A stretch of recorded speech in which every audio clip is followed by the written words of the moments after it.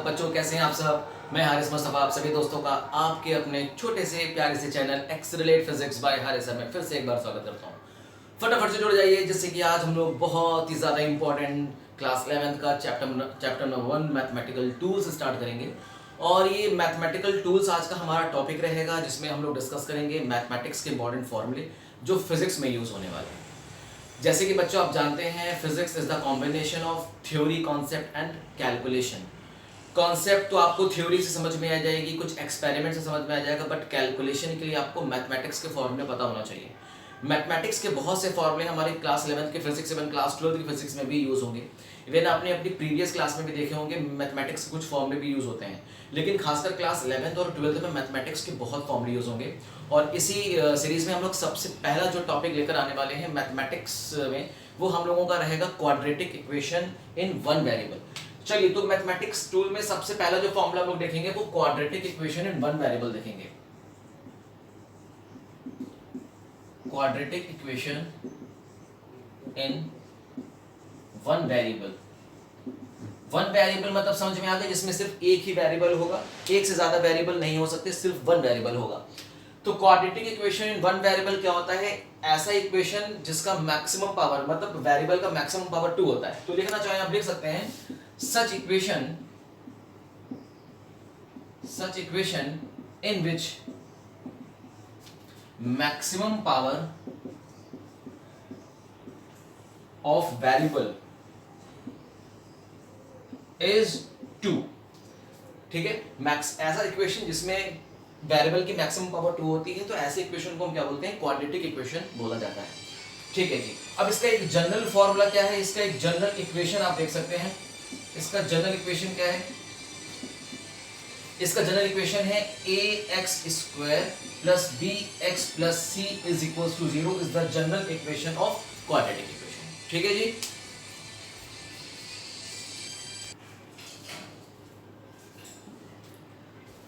तो हाँ बच्चों, तो ये आपका एक जनरल इक्वेशन है क्वाड्रेटिक इक्वेशन, जिसमें आप देख रहे हैं x एक वेरिएबल है और a b c एक कांस्टेंट है। ठीक है ना, यहाँ पे आप लिख लीजिए where a b and c are constant.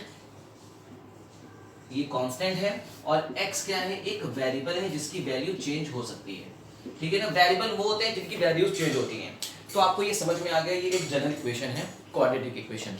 चलिए, अब हम लोग यहाँ पे कुछ इंपॉर्टेंट बात और डिस्कस कर लेते हैं कि अगर आपके पास एक जनरल इक्वेशन है, तो इस जनरल इक्वेशन में इसके कितने सॉल्यूशंस होंगे? आपको पता है, जैसे आप लीनियर इक्वेशन इन 2 वेरिएबल्स निकालते थे, तो लीनियर इक्वेशन इन 2 वेरिएबल्स में हर एक वेरिएबल का एक सॉल्यूशन निकलता था, है ना। जैसे लीनियर इक्वेशन इन 1 वेरिएबल में सिर्फ एक सॉल्यूशन निकलता है। लीनियर इक्वेशन इन 2 वेरिएबल में 2 सॉल्यूशन निकलता है, x का एक सॉल्यूशन, y का एक सॉल्यूशन। इसी तरह से क्वाड्रेटिक इक्वेशन में जिसकी मैक्सिमम पावर 2 है, इसके कितने सॉल्यूशन निकलेंगे? इसके भी 2 सॉल्यूशन निकलेंगे। क्यों? क्योंकि इसका भी मैक्सिमम पावर कितना है? 2 है। तो क्वाड्रेटिक इक्वेशन में जितना ज्यादा मैक्सिमम पावर होगा उतने ही सॉल्यूशंस निकलेंगे।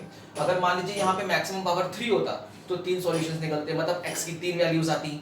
मान लीजिए यहाँ पे x के अगर पावर 4 होता तो x की 4 वैल्यूज निकलती। ठीक है जी। तो आप ये जनरल इक्वेशन अच्छे से नोट कर लीजिए। अब हम लोग कुछ इसके इक्वेशंस की बात करते हैं, जिसको हम बोलते हैं सॉल्यूशन ऑफ दिस इक्वेशन या रूट्स ऑफ दिस इक्वेशन। ठीक है ना। अब इस इक्वेशन के हम लोग रूट्स देखेंगे। चलिए,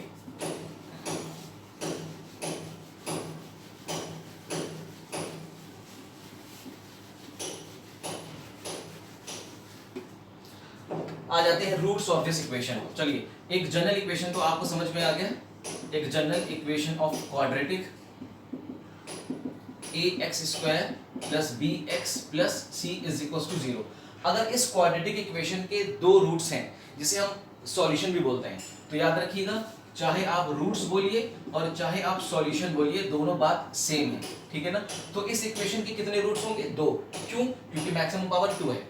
मान लें कि अल्फा एंड बीटा, मान लीजिए alpha and beta are 2 roots of this equation, इस इक्वेशन की क्या है? 2 रूट्स हैं। तब याद रखिएगा alpha + beta = -b/a and alpha beta = c/a। ये 2 वैल्यूज आप बहुत अच्छे से याद रखिएगा। इससे हम लोग सॉल्व करके अल्फा और बीटा की इंडिविजुअल वैल्यूज निकाल सकते हैं। लेकिन एक चीज मैं आपको और बताता हूं, जो शॉर्ट ट्रिक है। आपको यहाँ पे अल्फा माइनस बीटा की वैल्यू को भी याद कर लेना चाहिए, ये आगे बहुत काम आने वाला है। अंडर रूट के अंदर अल्फा प्लस बीटा का whole square minus 4 alpha beta. अब बात आती है कि अंडर रूट के अंदर अल्फा प्लस बीटा कितना है, माइनस बी अपॉन ए। तो यहाँ पे आप करेंगे माइनस बी अपॉन ए का whole square plus 4 multiply by alpha beta कितना है, सी अपॉन ए, तो माइनस सी अपॉन ए। इसको आप सिंप्लीफाई कर लेंगे तो आपको मिलेगा बी स्क्वायर अपॉन ए स्क्वायर प्लस 4 सी अपॉन ए। बताइए कितना आसान है, कितना इजी है। तो ये किसकी वैल्यू है, ये अल्फा माइनस बीटा की वैल्यू है, समझ में आ गया। तो यहाँ से आप अल्फा प्लस बीटा की वैल्यू याद रखिए, अल्फा बीटा याद रखिए और अल्फा माइनस बीटा की वैल्यू आप याद रखिए। बताइए इजी है। तो टॉपिक अच्छी तरह से याद रखिएगा, कौन सा है, quadratic equation in one variable, ये मोस्ट इंपॉर्टेंट टॉपिक है। अच्छा, इसके बाद ये तो हो गए रूट्स, ठीक है, ये क्या हो गए, हमारे रूट्स हो गए। अब इसके बेसिस पे हम कुछ इंपॉर्टेंट एग्जांपल्स भी करके आपको समझा देंगे हम इस तरह के क्वेश्चंस को कैसे किस मेथड से सॉल्व करते हैं। तो हम लोग कौन सा मेथड यूज करते हैं, हम लोग यहाँ पे मेथड यूज करते हैं स्प्लिटिंग मेथड, स्प्लिटिंग मेथड। और होप सो कि आपने प्रीवियस क्लास में अपने स्प्लिटिंग मेथड से इस तरह के क्वेश्चंस को सॉल्व किया होगा, ठीक है जी। तो ये आप अच्छी तरह से नोट कर लीजिए। और इसके अलावा एक छोटा सा फॉर्मूला और होता है जिसे बोलते हैं श्रीधराचार्य फॉर्मूला। क्या बोलते हैं, श्रीधराचार्य फॉर्मूला। ये श्रीधराचार्य फॉर्मूला भी बहुत इंपॉर्टेंट है।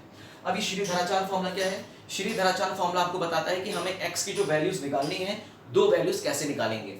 इसके लिए आप याद रखिएगा x is equal to minus B plus minus under root के अंदर B square minus 4ac divided by 2a। ये है x की वैल्यू, एक बार हम प्लस रखेंगे और एक बार हम माइनस रखेंगे, ठीक है जी, इजी है। यहाँ से कुछ इंपॉर्टेंट केसेस बनते हैं। अब केसेस देखिए, मैं आपको बताता हूँ केसेस क्या बनते हैं। देखिए केस नंबर 1, जब b स्क्वायर माइनस 4ac की वैल्यू 0 के बराबर होती है। अगर मान लीजिए b स्क्वायर माइनस 4ac की वैल्यू अगर 0 के बराबर है, इज इक्वल टू 0 है, तो ऐसे सिचुएशन में जो आपके रूट्स निकले हैं, जिन्हें हम क्या बोलते हैं, सॉल्यूशन, अल्फा और बीटा, इनके रूट्स आपस में बराबर होते हैं और रियल होते हैं। तो आप क्या लिखेंगे, roots are real and equal, roots are real and equal. बड़ी आसान है, इजी है। अब आते हैं केस नंबर 2 पे।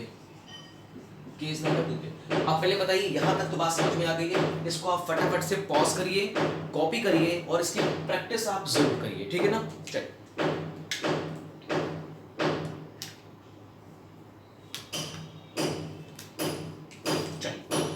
अब देखिए केस नंबर 2। केस नंबर 2 की देखिए बहुत इंपॉर्टेंट, केस नंबर 2 क्या कह रहा है। हाँ, अगर मान लीजिए बी स्क्वायर माइनस 4ac की वैल्यू 0 से बड़ी है, if B square minus 4ac is greater than 0, अगर ये वैल्यू 0 से बड़ी है, तब रूट्स कैसे निकलते हैं, रियल और डिस्टिंक्ट रूट्स निकलते हैं। तो आप क्या लिखेंगे, roots are real and distinct. Roots कैसे होंगे, रियल होंगे और डिस्टिंक्ट होंगे। बताइए आसान है। और एक लास्ट केस और लीजिए, केस नंबर 3। इसमें मान लीजिए बी स्क्वायर माइनस 4ac की वैल्यू अगर 0 से छोटी है। देखिए थोड़ा सा हो सकता हो आपको दिक्कत हो रही हो, कुछ ठोका ठाकी की आवाज आ रही है, कोई दिक्कत नहीं, थोड़ा सा कॉन्सेंट्रेट करिए आप यहाँ पे।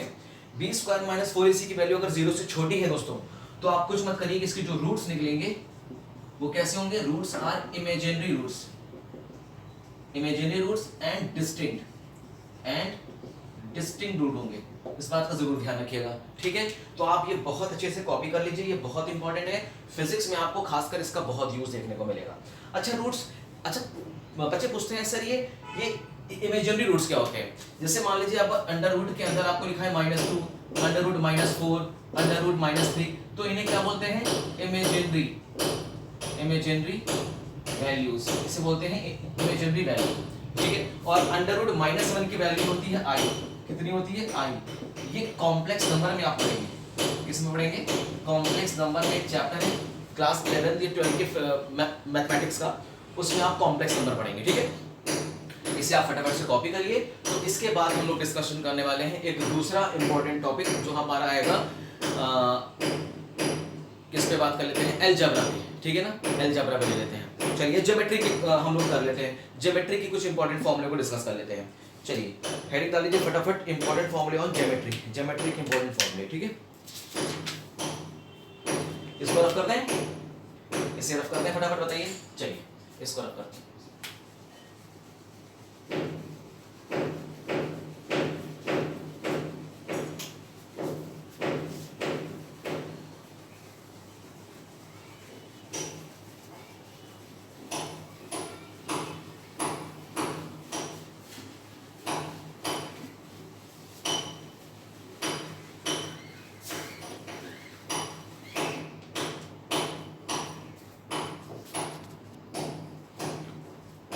चलिए तो क्वाड्रेटिक इक्वेशन को हम यहाँ से अब थोड़ा सा रफ करते हैं, क्योंकि इसके फॉर्मूले हमने देख लिए क्या क्या यूज होने वाले हैं। अब इसके अलावा हम लोग देख लेते हैं कुछ और इम्पोर्टेंट, जैसे कि यहाँ पे आपको देख लीजिए ज्योमेट्री के कुछ इंपॉर्टेंट फॉर्मूले यूज होते हैं।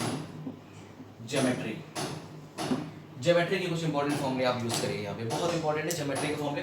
तो इसमें सबसे पहले जो ज्योमेट्री का आपका फॉर्मूला आएगा वो आएगा ट्रायंगल। किसका आएगा? ट्रायंगल का। आपको ट्रायंगल पता होना चाहिए, ट्रायंगल के सारे फॉर्मूले पता होना चाहिए।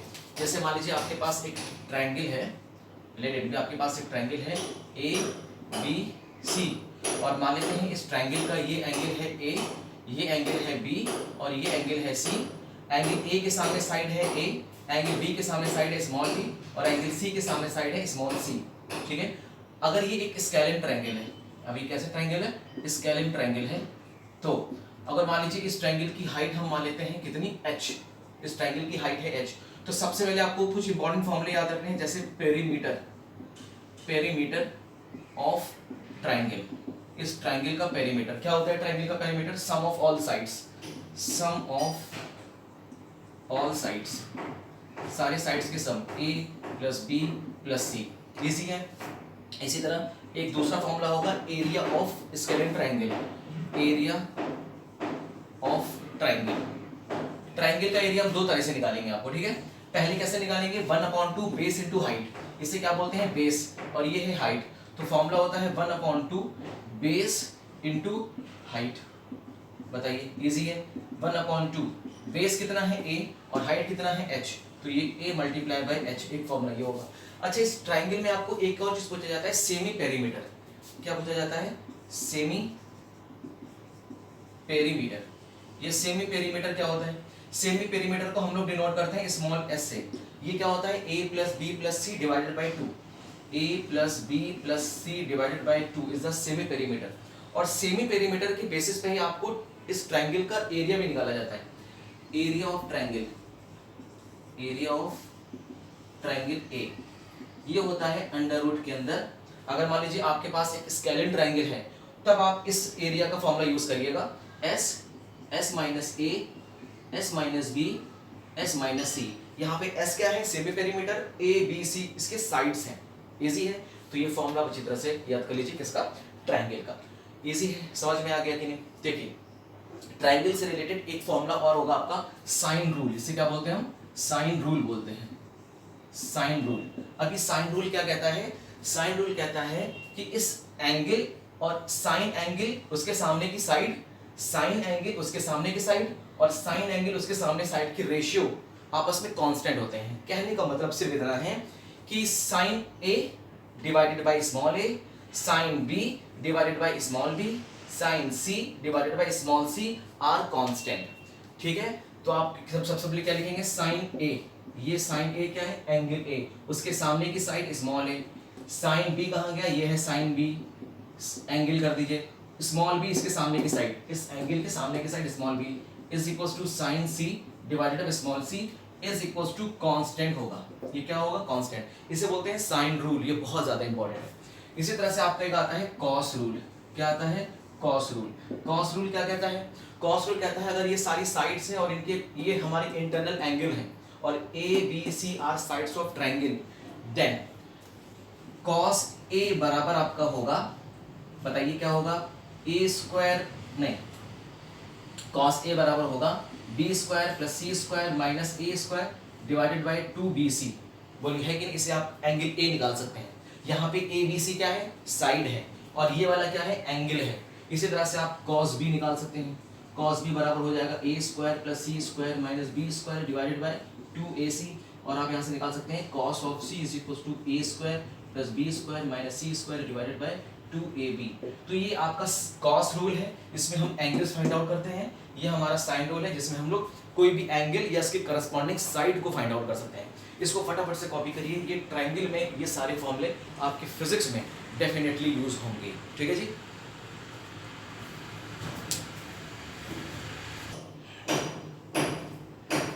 चलिए, तो अभी हम ज्योमेट्री की ही फॉर्मूले आगे डिस्कस करेंगे, क्योंकि ज्योमेट्री एक इंपॉर्टेंट है और इसके फॉर्मूले डेफिनेटली फिजिक्स में आपको देखने को मिलेंगे। इसके बाद हम लोग बात करेंगे 3 फॉर्मूले की। इसमें हमारा सबसे पहले रहेगा स्क्वायर का फॉर्मूला देखेंगे, फिर हम लोग रेक्टेंगल का फॉर्मूला देखेंगे, और इसके बाद हम लोग एक रोम्बस का भी फॉर्मूला देख लेंगे, रोम्बस।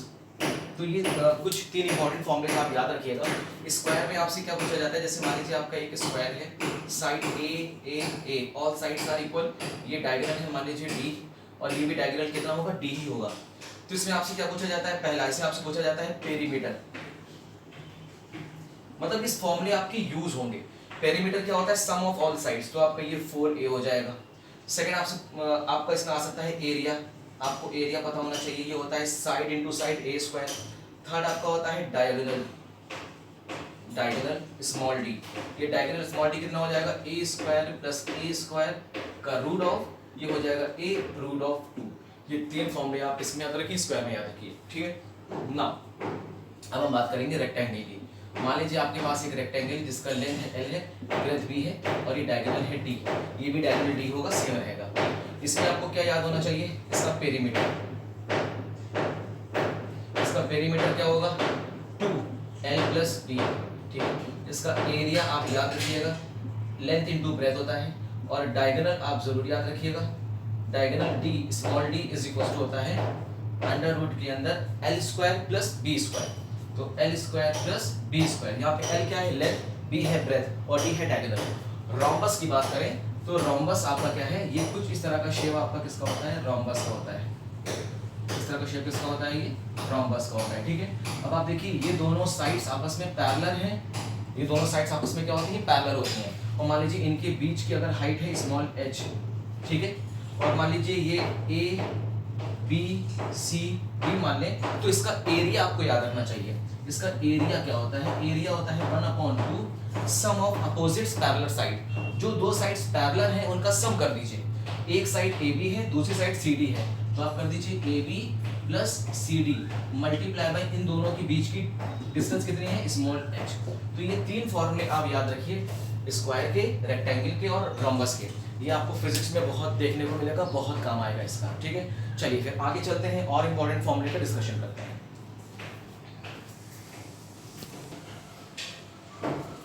चलिए तो बच्चों अभी और आगे डिस्कशन करना है, जैसे स्फीयर का फॉर्मूला आपको याद होना चाहिए, स्फीयर का फॉर्मूला। अच्छा, स्फीयर में आपको कौन कौन सा फॉर्मूला याद होना चाहिए। मान लीजिए आपके पास कोई स्फीयर है, आपके पास कोई स्फीयर है, और इस स्फीयर की रेडियस मान लेते हैं स्मॉल r है। ठीक है, इस स्फीयर का सेंटर वो है और इसकी रेडियस r है। तो सबसे पहले इसका याद रखिए curved surface area. Curved surface area क्या होता है, 4 पाई r स्क्वायर होता है कर्व्ड सरफेस एरिया। इसका वॉल्यूम याद रखिए, वॉल्यूम ऑफ स्फीयर, स्फीयर का वॉल्यूम याद रखिए, ये होता है 4/3 पाई r क्यूब। 2 फॉर्मूले स्फीयर में आप डेफिनेटली याद रखिए। ठीक है। अच्छा, इसके बाद आपका जैसे आपको पूछा जाएगा सिलेंडर, सिलेंडर का भी फॉर्मूला आपको याद होना चाहिए। जैसे मान लीजिए आपके पास सिलेंडर है, ठीक है, ये रेडियस मान लेते हैं, इसका बेस रेडियस r मान लेते हैं, और इसकी मान लेते हैं लेंथ है l। ठीक है, इसको आप हाइट मान लीजिए h, कोई दिक्कत नहीं, हाइट मान लीजिए। ये एक सिलेंडर है। तो आपको याद क्या करना है, आपको याद करना है पहला फॉर्मूला, इसका curved surface area, curved surface area. इसका कर्व्ड सरफेस एरिया कोई बता सकता है, फटाफट से बताइए, इसका कर्व्ड सरफेस एरिया क्या होता है।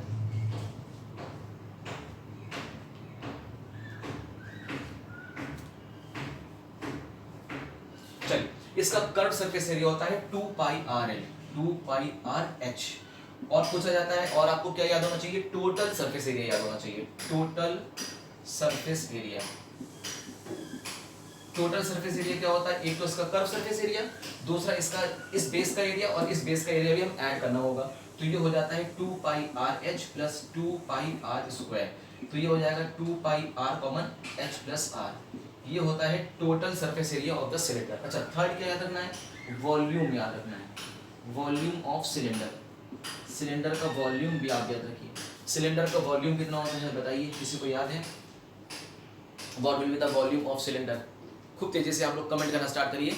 What is the volume of this cylinder, जिसका बेस रेडियस r है और इसकी हाइट h है, बताइए फटाफट। चलिए देखिए, इसका वॉल्यूम होगा पाई आर स्क्वायर एच, ये होगा इसका वॉल्यूम। तो तीन फॉर्मूले आपको सिलेंडर की याद होने चाहिए। इसके बाद आपको याद होना चाहिए कोन का। मान लीजिए आपके पास एक कोन है, ये कोन कैसा है, एक सॉलिड कोन है, एक सॉलिड कोन है, ठीक है जी, एक सॉलिड कोन है और रेडियस मान लीजिए r, ये हम ले लेते हैं इसकी स्लैंट हाइट l और ये है इसकी हाइट h, ठीक है। इसे क्या बोलते हैं, l को बोलते हैं स्लैंट हाइट, स्लैंट हाइट, और h को क्या बोलते हैं, हाइट। r क्या होता है, बेस रेडियस, बेस का रेडियस होता है। इसके क्या क्या फॉर्मूले याद होने चाहिए? इसके फॉर्मूले आपको सबसे पहले याद होना चाहिए इसका कर्व सरफेस एरिया। तो इसका पहला होता है curve surface area, curve surface area कैसे निकालते हैं? Curve surface area pi R L, क्या होता है, पाई आर एल, याद रखिएगा। एल है स्लैंट हाइट। अच्छा, आपसे और क्या आपको और क्या याद होना चाहिए? Total surface area, total surface area भी याद होना चाहिए। ये क्या होता है, एक तो curve surface area plus base का एरिया। तो कर्व सरफेस एरिया कितना है, पाई आर एल, और बेस एरिया है पाई आर स्क्वायर, तो ये हो जाएगा पाई आर एल प्लस आर। बताइए कितना इजी है, बोलिए, है कि नहीं? पाई आर ब्रैकेट में एल प्लस आर। अच्छा, थर्ड आपको याद होना चाहिए वॉल्यूम, वॉल्यूम वी, वॉल्यूम होता है 1/3 पाई आर क्यूब। ये आपको कोन का, सिलेंडर का और स्क्वायर का फॉर्मूला अच्छे से इतना तो एटलीस्ट याद होना चाहिए ही चाहिए। बाकी हम जिसका जिसका यूज होता जाएगा उसके बारे में हम डिस्कशन करते जाएंगे।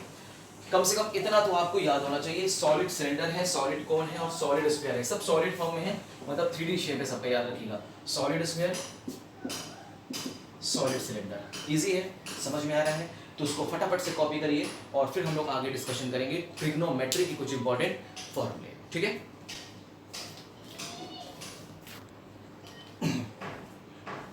ओके, तो फिर स्टूडेंट्स हम लोग आज डिस्कस करेंगे ट्रिग्नोमेट्री की कुछ इंपॉर्टेंट फॉर्मूले। तो फटाफट से नोट कर लीजिए, ट्रिग्नोमेट्री की कुछ इंपॉर्टेंट फॉर्मूले हम लोग आज डिस्कस करेंगे, ठीक है।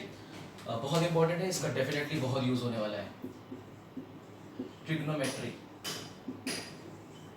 ट्रिग्नोमेट्री की कुछ इंपॉर्टेंट हम लोग फॉर्मूले डिस्कस करेंगे और इसी सीरीज में जो हमारा पहला फॉर्मूला है वो बहुत इंपॉर्टेंट है। चलिए देखिए, ट्रिग्नोमेट्री का सबसे पहला फॉर्मूला आपको याद होना चाहिए एंगल। एंगल को थीटा से डिनोट करता है। अच्छा, फिजिक्स में इस एंगल को आप बोलते हैं एंगुलर डिस्प्लेसमेंट। क्या बोलते हैं? एंगुलर डिस्प्लेसमेंट बोला जाता है, एंगुलर डिस्प्लेसमेंट बोला जाता है, याद रखिएगा, ठीक है। और ये एंगुलर डिस्प्लेसमेंट एक एक्सियल वेक्टर होता है। ये कैसा वेक्टर होता है? ये एक्सियल वेक्टर होता है, ये भी जरूर याद रखिएगा। अच्छा, अब मान लीजिए कि आपके पास एक रेफरेंस लाइन है, ठीक है, इसको आप क्या मान लीजिए? रेफरेंस लाइन मान लीजिए, रेफरेंस लाइन मान लीजिए। अब आप रेफरेंस लाइन से या तो ऐसे जाएंगे या तो नीचे जाएंगे।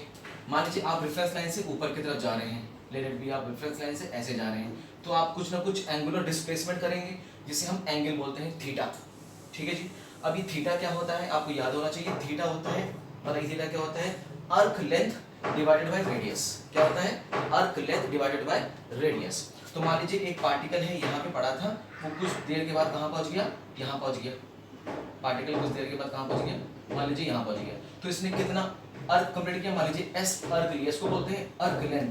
क्या बोलते हैं? अर्क लेंथ बोलते हैं, याद रखिएगा। और इसे क्या बोलेंगे? रेडियस। क्या बोलेंगे? रेडियस। और इसको हम स्मॉल आर से डिनोट करते हैं। इजी है, बहुत आसान है, कोई दिक्कत नहीं है। चलिए, तो एंगल डिफाइंड है, एंगल इज इक्वल्स टू अर्क length divided by radius, divided by radius. ये है अर्क लेंथ डिवाइडेड बाय रेडियस। कितना आसान है बोलिए, है कि नहीं? अच्छा, मान लीजिए अगर पार्टिकल यहाँ पर है, पार्टिकल यहाँ पे है, तो पार्टिकल घूम के कहाँ पे आएगा? इस पॉइंट पर आ जाएगा। तो मान लो ये अगर एस अर्क, इसने ये S1 कंप्लीट किया है, इसको हम S1 नाम दे दें, और ये रेडियस है R1, और ये अर्क को हम S2 बोल दें, तो ये रेडियस कितनी हो जाएगी? मान लेते हैं R2 रेडियस होगी। तो इसके लिए भी एंगल कितना होगा? S2/R2 होगा। तो थीटा बराबर S2/R2, और इसके लिए मान लीजिए S1/R1, तो यहाँ से हम S1/R1 कर लेंगे।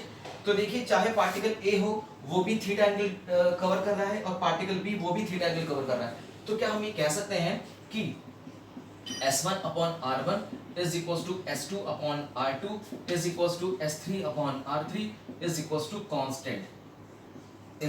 constant। और अगर कांस्टेंट है तो आपको पता होना चाहिए S is directly proportional to R होगा, ठीक है। और S क्या है, अर्क लेंथ, R क्या है, रेडियस। तो याद रखिएगा arc length is directly proportional to radius. किसके प्रोपोर्शनल होता है, रेडियस के डायरेक्टली प्रोपोर्शनल होता है। बताइए, इजी है, समझ में आ गया, कोई कंफ्यूजन तो नहीं है। तो ये आप जरूर से याद रखिएगा, ये बहुत इंपॉर्टेंट है, ये आपको फिजिक्स में डेफिनेटली यूज करना पड़ेगा। Arc length is directly proportional to radius. इतनी बात समझ में आ गई। अब बात करते हैं कि इसकी यूनिट क्या होती है। पहली बात तो इसकी कोई डायमेंशन नहीं होती, इसकी सिर्फ यूनिट होती है, याद रखिएगा। तो आप नोट करके पॉइंट लिखिए, angle has no dimension. Angle की कोई डायमेंशन नहीं होती, बट एंगल हैज यूनिट्स। अब इसकी यूनिट्स क्या होती हैं, इसकी दो यूनिट्स होती हैं। इसकी याद रखिए कितनी यूनिट होती हैं, दो यूनिट्स होती हैं। पहला इसकी होती है रेडियन, और रेडियन एक एसआई यूनिट है। कैसी यूनिट है, एसआई यूनिट है। और दूसरी होती है स्टेरेडियन। क्या होती है भैया, स्टेरेडियन होती है। बताइए, क्लियर है, इजी है। तो याद रखिएगा एंगल की दो यूनिट होंगी, रेडियन, स्टेरेडियन। समझ में आ गई बात, कोई दिक्कत नहीं है। रेडियन को आप थीटा से डिनोट करिए, स्टेरेडियन को आप डी थीटा से डिनोट करिए, कोई दिक्कत नहीं। समझ में आ गया। अच्छा, जो रेडियन एंगल होगा वो किस में बनेगा, प्लेन में बनेगा। जो एंगल प्लेन में बनता है उसको हम रेडियन में काउंट करते हैं, और जो एंगल 3D शेप में बनता है उसको हम स्टेरेडियन में काउंट करते हैं। मैं यहाँ पे बता देता हूँ आपको। जैसे मान लीजिए प्लेन एंगल, जैसे मान लीजिए प्लेन एंगल को हम डिनोट करते हैं सबसे पहले तो थीटा से डिनोट करते हैं। मान लीजिए एक दो एंगल्स, जो दो लाइंस जो प्लेन में बनी होती हैं, या ऐसा एंगल जो प्लेन में बना होता है। मान लीजिए एक पार्टिकल ए है और एक पार्टिकल बी है, इस पॉइंट के अबाउट इनके बीच में एंगल कितना है, थीटा, और दोनों पार्टिकल किस लाइन में जा रहे हैं, एक प्लेन में जा रहे हैं, ये XY प्लेन में जा रहे हैं। तो ये एंगल कैसा होगा, प्लेन एंगल होगा, क्योंकि दोनों ये एंगल किस में बना है, प्लेन में बना है। बात समझ में आ रही है, ठीक है। तो प्लेन एंगल क्या होता है, याद रखिएगा, प्लेन एंगल बराबर फॉर्मूला सेम है, अर्क लेंथ जो भी इनकी अर्क लेंथ होगी डिवाइडेड बाय रेडियस, इनकी रेडियस, इस ओरिजिन से इनकी रेडियस, ये होगा प्लेन एंगल। और इसकी यूनिट क्या होती है, यूनिट ऑफ प्लेन एंगल की यूनिट होती है रेडियन। क्या होती है, रेडियन होती है। ध्यान रखिएगा, बहुत इंपॉर्टेंट है, ठीक है, इजी समझ में आ गया। अच्छा, दूसरा आपका होता है सॉलिड एंगल। क्या होता है, सॉलिड एंगल। सॉलिड एंगल को हम लोग डी थीटा से डिनोट करते हैं। ध्यान से रखिएगा, मान लीजिए आपके पास एक स्फीयर है, और स्फीयर का मान लेते हैं एक छोटा सा ये पार्ट है, मान लेते हैं स्फीयर का एक छोटा सा ये पार्ट है, ठीक है। और स्फीयर का एक छोटा सा जो सरफेस है वो इस पे कितना एंगल ड्रॉ कर रहा है, मान लेते हैं थीटा एंगल ड्रॉ कर रहा है। कितना कर रहा है, let it be D theta angle draw कर रहा है, डी थीटा एंगल ड्रॉ कर रहा है। तो डी थीटा बराबर होता है ये जो छोटा सा पार्ट है सरफेस पे, इसका एरिया डिवाइडेड बाय इस एरिया से सेंटर तक की दूरी आर, रेडियस, ठीक है। ये क्या है, आपका सॉलिड एंगल है, याद रखिएगा, इसे बोलते हैं एरिया। ये क्या बोलते हैं, एरिया, और ये है आपका रेडियस, तो आपको पता है आपका। अच्छा, इसकी यूनिट क्या होती है, इसकी यूनिट होती है स्टेरेडियन। इसकी यूनिट क्या होती है, स्टेरेडियन होती है। तो दो चीज याद रखिएगा, सॉलिड एंगल और प्लेन एंगल, आप जरूर से याद रखिएगा। बताइए, आसान है। तो ये बहुत इंपॉर्टेंट है, एंगल से रिलेटेड चीजें आपसे डेफिनेटली आपको फिजिक्स में पता होनी चाहिए, क्योंकि काफी चीज इससे रिलेटेड आपको आएगा। और खासकर देखा जाए तो ये फॉर्मूला आप जरूर से याद रखिएगा, एंगल इज इक्वल्स टू अर्क लेंथ अपॉन रेडियस, क्योंकि सर्कुलर मोशन में, वर्टिकल सर्कुलर मोशन में बहुत यूज होने वाला है इसका, ठीक है। चलिए और आगे चलते हैं, और आगे भी डिस्कस करेंगे, और इंपॉर्टेंट चीजें डिस्कस करेंगे एंगल के बारे में, ठीक है। पहले इतना फटाफट से कॉपी करिए।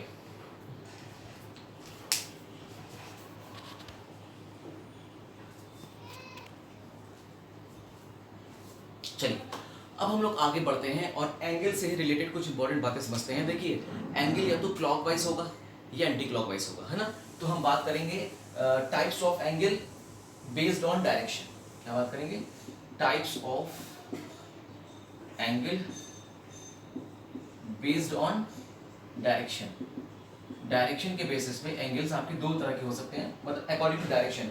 एक आपका होगा एंटी क्लॉकवाइज, और एक आपका होगा क्लॉकवाइज, ठीक है। भाई या तो आप किसी भी लाइन को या किसी लाइन को आप रेफरेंस पॉइंट से ऐसे लेके जाएंगे या रेफरेंस पॉइंट से नीचे लेकर आएंगे, दो चीज होती है। तो जब आप एंगल को एंटी क्लॉकवाइज घुमाएंगे तो आप हमेशा एंगल को किस में लेंगे, पॉजिटिव कंसीडर करिएगा। किस में कंसीडर करिएगा, पॉजिटिव कंसीडर करिएगा। और जब कभी भी आप एंगल को क्लॉकवाइज घुमाएंगे तब आप एंगल को कंसीडर करिएगा नेगेटिव में। ये बात आप जरूर से ध्यान रखिए। तो आपको एंगल को कब पॉजिटिव लेना है और कब नेगेटिव लेना है, क्योंकि ये आपको डेफिनेटली बहुत यूज होने वाला है। जो जो चीज़ मैं फॉर्मूला बता रहा हूँ ना, ये सारे फॉर्मूले फिजिक्स में यूज होंगे, ठीक है। तो आप अच्छी तरह से इसको ध्यान रखिए, ईजी है। चलिए अब चलते हैं हम लोग आगे की तरफ। अब एक चीज़ और याद रखिए कि जो हमारा एंगल होता है उसकी दो यूनिट हो सकती है भाई। टाइप्स ऑफ एंगल आपको बताया मैंने, एक होता है आपका प्लेन एंगल, दूसरा होता है सॉलिड एंगल, मैंने अभी डिस्कस किया। अच्छा, एंगल की जो यूनिट होती है उसको आप रेडियन में भी रखते हैं और डिग्री में भी रखते हैं। तो आप क्या लिखेंगे, यूनिट्स ऑफ एंगल। एंगल की यूनिट को या तो आप रखेंगे रेडियन में या फिर आप रख सकते हैं डिग्री में, लेकिन बेहतर तरीका क्या है, इसको आप किस में रखिए, रेडियन में रखिए, क्योंकि ये एसआई यूनिट होता है, ठीक है। अच्छा, अब बात आते हैं कि डिग्री से रेडियन में, रेडियन से डिग्री में हम कैसे कन्वर्ट करेंगे। बहुत आसान है, देखिए 1 डिग्री बराबर होता है पाई बटे 180 रेडियन। याद रखिएगा 1 डिग्री बराबर होता है पाई अपॉन 180 रेडियन। ये बहुत इंपॉर्टेंट रिलेशन है, इसको आप यूज करके डिग्री से रेडियन में, रेडियन से डिग्री में कन्वर्ट कर सकते हैं। अच्छा, आप इसको और भी लिख सकते हैं, रेडियन की जगह भी लिख सकते हैं 1 रेडियन बराबर होगा 180 डिग्री डिवाइडेड बाय पाई। ये भी तो कर सकते हैं, क्रॉस मल्टीप्लाई किया है मैंने सिर्फ। तो 1 रेडियन बराबर 180 बटे या 180 डिग्री डिवाइडेड पाई। पाई की वैल्यू 3.14 रखिए, तो यहाँ पे आपको 1 रेडियन की वैल्यू आ जाएगी। तो यहाँ से 1 रेडियन की वैल्यू आती है 57.3 डिग्री। ये आप इस बात को आप जरूर से ध्यान रखिएगा। ये एक MCQ क्वेश्चन बन सकता है या फिर आपको आगे भी यूज होगा। ये 1 रेडियन बराबर 57.3 डिग्री होता है, ठीक है। तो अच्छी तरह से ध्यान रखिए। तो जैसे एग्जाम्पल के तौर पे मैं आपको बताऊं, जैसे एग्जाम्पल के तौर पे मान लीजिए आपसे कहा गया कि भाई 30 डिग्री है और 30 डिग्री को आपको किस में कन्वर्ट करना है, रेडियन में कन्वर्ट करना है। तो कैसे करेंगे, 30 डिग्री मल्टीप्लाई बाय रेडियन में जब भी कन्वर्ट करना हो तो पाई अपॉन 180 से मल्टीप्लाई कर दिया। तो अभी क्या हो जाएगा, देखिए 0 से 0 कैंसिल हो गया, 3 1 3, 3 6 18, तो हो गया पाई बाय 6। अभी किस में कन्वर्ट हो गया है, रेडियन में कन्वर्ट हो गया। तो डिग्री से हमने किस में कन्वर्ट कर दिया, रेडियन में कन्वर्ट कर दिया। तो इस तरह से एंगल्स को आप जरूर याद रखिए कि जब आप एंटी क्लॉकवाइज घूमेंगे तो एंगल को पॉजिटिव लेंगे, जब आप क्लॉकवाइज घूमेंगे तो एंगल को नेगेटिव लेंगे। एंगल की यूनिट या तो रेडियन या तो डिग्री में लेंगे, और ये आप ज्यादा लीजिए क्योंकि ये एक एसआई यूनिट है।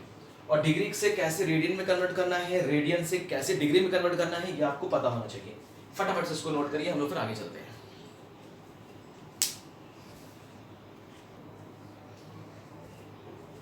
तो ठीक है, चलते हैं हम लोग एंगल से रिलेटेड कुछ और इम्पोर्टेंट डिस्कशन करते हैं।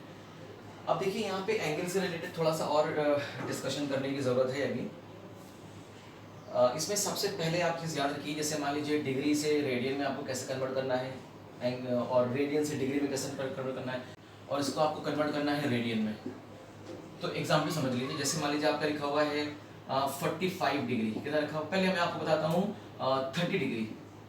तो 30 डिग्री अगर 30 डिग्री में है तो रेडियन में क्या हो जाएगा, पाई बाय 6 हो जाएगा, याद रखिएगा। और अगर ये 45 डिग्री है तो कितना हो जाएगा, पाई बाय 4 हो जाएगा, ध्यान से याद रखिएगा। और अगर ये 60 डिग्री है, कितना है 60 डिग्री, तो ये हो जाएगा पाई बाय 3 इन रेडियन में। और अगर 90 डिग्री है तो ये कितना हो जाएगा, पाई बाय 2 हो जाएगा। इजी है कि नहीं। इसी तरह से अगर मान लीजिए आपका 180 डिग्री है तो ये किस में हो जाएगा, पाई में कन्वर्ट हो जाएगा। और मान लीजिए अगर ये 360 डिग्री है तो इसका मतलब ये 2 पाई हो जाएगा। तो कन्वर्जन करना आपको आता ही, आपको कैसे कन्वर्ट करना है आपको पता होना चाहिए। 1 degree is equal to pi upon 180 radian, बस ये याद रखिए, बाकी सब आराम से आप कर ले जाएंगे, ठीक है। चलिए अब इसको फटाफट से हम लोग रफ करते हैं। अब हम लोग आगे कुछ ट्रिग्नोमेट्रिकल रेशियोज देखते हैं, ठीक है। चलिए तो बच्चों हम लोग अब देखेंगे ट्रिग्नोमेट्रिकल रेशियोज, बहुत इंपॉर्टेंट इसके भी फॉर्मूले हैं। ट्रिग्नोमेट्रिकल रेशियोज क्या होता है ट्रिग्नोमेट्रिकल रेशियो। मान लीजिए आपके पास कोई भी ट्रायंगल, राइट एंगल ट्रायंगल है। इफ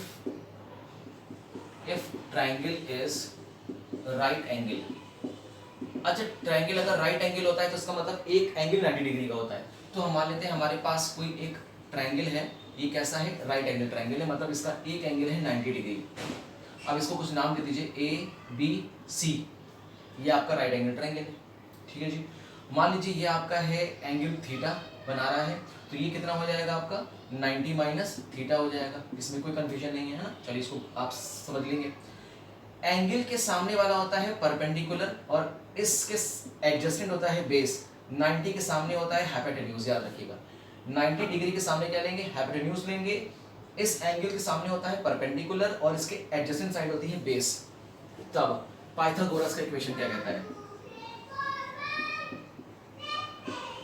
पाइथागोरस का इक्वेशन क्या कहता है, पाइथागोरस इक्वेशन कहता है कि परपेंडिकुलर का square plus base square is equal to hypotenuse का स्क्वायर। तो परपेंडिकुलर का स्क्वायर प्लस बेस का square is equal to hypotenuse का स्क्वायर, ये आप जरूर से ध्यान रखिए, इसका भी आपको बहुत यूज मिलेगा फिजिक्स में। अब हम बात करते हैं ट्रिग्नोमेट्रिकल रेशियोज की। साइन थीटा, इसमें आपको साइन थीटा निकालने को आता है। साइन थीटा बराबर क्या होता है, साइन थीटा बराबर होता है परपेंडिकुलर अपॉन हाइपोटेन्यूज। तो परपेंडिकुलर है पी और हाइपोटेन्यूज है एच। और आपको ये पता होना चाहिए cosec theta is the reciprocal of sine theta.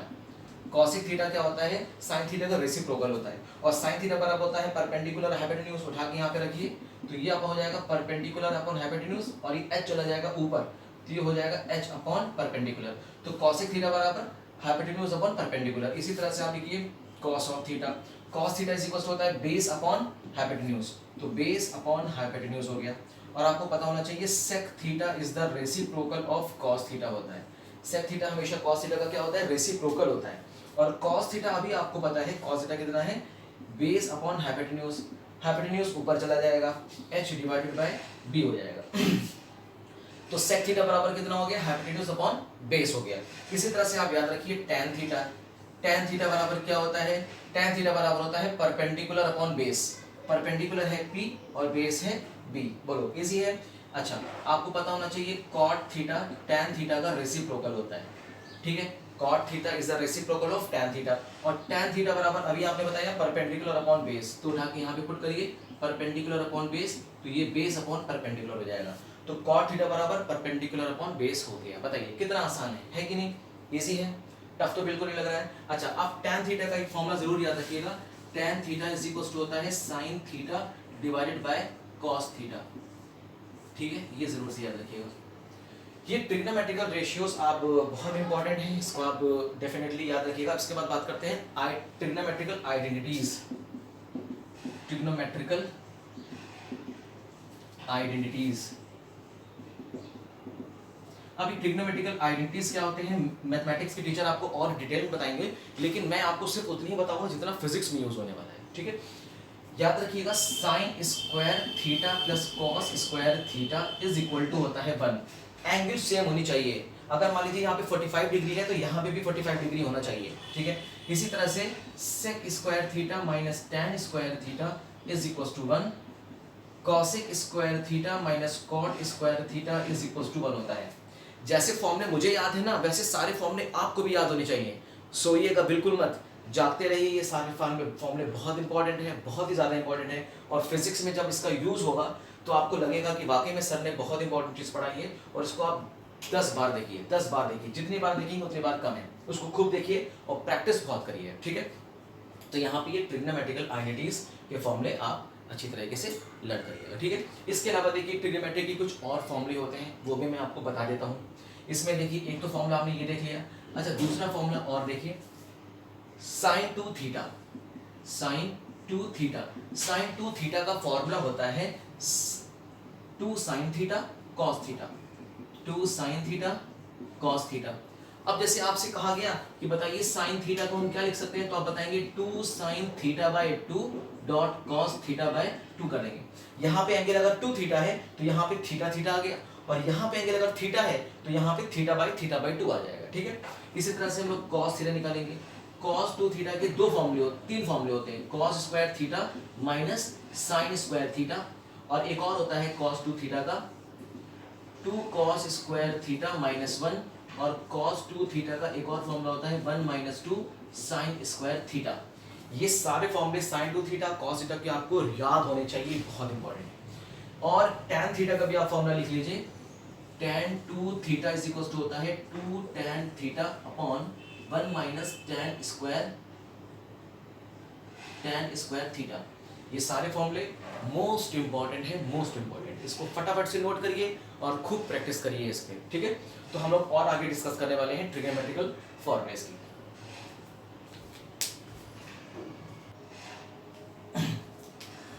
ठीक है, चलिए बच्चों फिर आगे हम लोग चलते हैं और ट्रिग्नोमेट्री की कुछ और इंपॉर्टेंट फॉर्मूले डिस्कस करते हैं।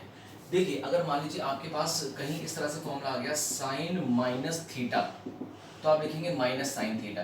जैसे एग्जाम्पल के तौर पे मान लीजिए, एग्जाम्पल के तौर पे अगर आपके आ गया साइन माइनस 45 डिग्री, अगर माइनस 45 डिग्री आ गया तो आपको पता होना चाहिए इसका होता है माइनस साइन 45 डिग्री, और साइन 45 कितना होता है 1/√2, तो आप लिखेंगे माइनस 1/√2 लिख देंगे एग्जाम्पल के तौर पे।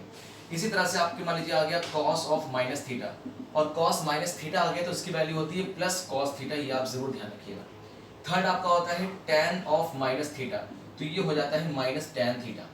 क्लियर है? तो ये कुछ इंपॉर्टेंट, ये जो रिलेशन है ये आपको आज थोड़ा सा इजी लग रहा होगा, ये आपको लग रहा होगा सर अननेसेसरी पढ़ा रहे हैं, नहीं अननेसेसरी नहीं, ये बहुत इंपॉर्टेंट है। ये आपको जब आप फिजिक्स में इसके यूज करेंगे तब आपको इसका बहुत बेनिफिट नजर आएगा। और देखिए ट्रिग्नोमेट्री के और फॉर्मूले क्या होते हैं, sine a plus b is equal to sine a cos b plus cos a sine b। ठीक है, एक फॉर्मूला ये याद रखिए, sine a minus b is equal to sine a cos b minus cos a sine b। सारे फॉर्मूले use होंगे, सारे फॉर्मूले यूज होंगे। इसी तरह से कॉस a प्लस b का फॉर्मूला क्या होता है, cos a cos b minus sine a sine b। Cos a minus b का फॉर्मूला क्या होता है, cos a cos b plus sine a sine b। जागते रहिएगा, सोइएगा बिल्कुल मत, ये सारे फॉर्मूले बहुत इंपॉर्टेंट है, सारे फॉर्मूले आपको लर्न कर रहे हैं जैसे मुझे लर्न है। इसी तरह से tan a प्लस b का फॉर्मूला आप याद रखिएगा, ये होता है tan a plus tan b upon 1 minus tan a tan b। ठीक है, ये बहुत इंपॉर्टेंट फॉर्मूले हैं, इसको आप फटाफट से कॉपी करिए।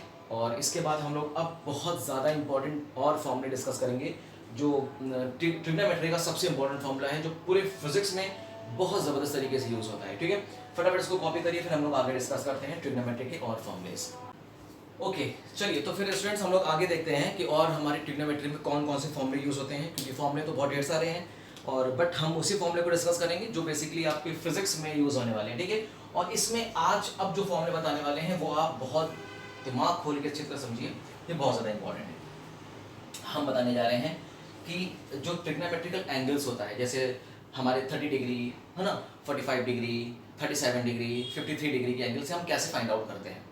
देखिए सबसे पहले तो आप बनाइए एक क्वाड्रेंट, आपको पता होना चाहिए आपका quadrant.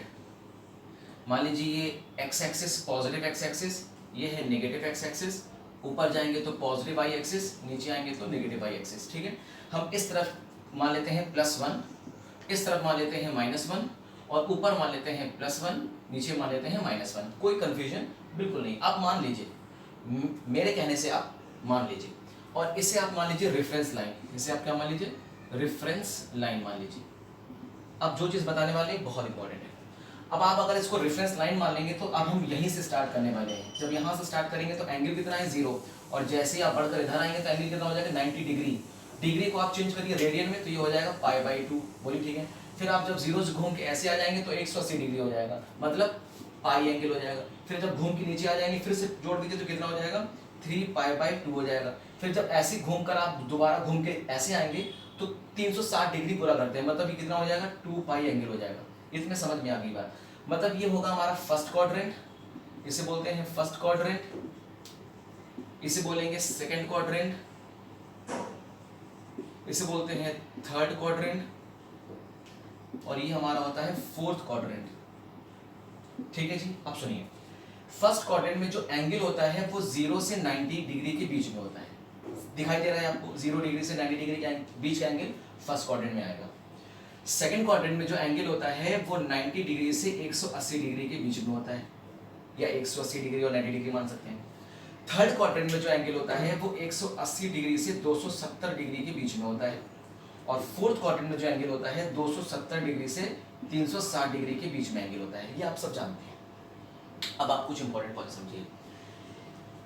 First quadrant, second quadrant, third quadrant, fourth quadrant. अब बात आती है कि हम एक शॉर्ट ट्रिक यहाँ पे आपको बताते हैं, बहुत इंपॉर्टेंट। यहाँ पे सब कुछ पॉजिटिव होता है। क्या होता है? सब कुछ पॉजिटिव। तो लिख दीजिए all positive, all positive. Second quadrant में साइन और उसका रेसिप्रोकल पॉजिटिव होता है, मतलब साइन और कॉसेक ये दोनों क्या होंगे? पॉजिटिव होंगे, बाकी सब नेगेटिव होगा। थर्ड क्वाड्रेंट में आप याद रखिएगा, थर्ड क्वाड्रेंट में tan और उसका रेसिप्रोकल ये होंगे पॉजिटिव, बाकी सब नेगेटिव होगा। फोर्थ क्वाड्रेंट में cos और उसका रेसिप्रोकल होगा पॉजिटिव, बाकी सब नेगेटिव होंगे। अब इसको कैसे शॉर्ट ट्रिक में याद रखें? एड पॉजिटिव का आप a ले लीजिए, साइन का आप s ले लीजिए, थर्ड क्वाड्रेंट में आप ले लीजिए t, और फोर्थ क्वाड्रेंट में आप ले लीजिए c, ये ले लीजिए। अब शॉर्ट ट्रिक बनाते हैं। ऐड समोसा टू चटनी, ए कर दीजिए ऐड, एस कर दीजिए समोसा, टी कर दीजिए टू, और सी कर दीजिए चटनी। तो आप क्या शॉर्ट ट्रिक फॉर्मूला याद रखेंगे? Add samosa to chutney, add samosa to chutney. बस ये याद रखिए, ऐड समोसा। ऐड मतलब पहला क्वाड्रेंट, समोसा मतलब दूसरा क्वाड्रेंट, टू मतलब तीसरा क्वाड्रेंट, और चटनी मतलब थर्ड क्वाड्रेंट। ए मतलब ऑल, ऑल पॉजिटिव। समोसे का एस साइन पॉजिटिव और इसका रेसिप्रोकल पॉजिटिव। टू मतलब थर्ड क्वाड्रेंट, टू मतलब टैन, टैन पॉजिटिव और इसका reciprocal cot positive. Fourth quadrant chutney का सी, सी मतलब कॉस पॉजिटिव और इसका रेसिप्रोकल पॉजिटिव। समझ में आ गया? ये आप जरूर याद रखिए, शॉर्ट ट्रिक बता दिया मैंने आपको। अब देखिए यहाँ पे कैसे करते हैं ध्यान से देखिएगा, बहुत इंपॉर्टेंट है, ठीक है, जो बताने वाले हैं। अब ये जो ट्रिग्नोमेट्रिकल रेशियोज होते हैं वो चेंज हो जाते हैं। कौन किस में चेंज होता है? देखिए, साइन चेंज हो जाता है कॉस में, और कॉस चेंज हो जाता है साइन में। एक बात जरूर ध्यान रखिएगा, ठीक है। दूसरी चीज, टैन चेंज हो जाता है कॉट में, और कॉट चेंज हो जाता है टैन में।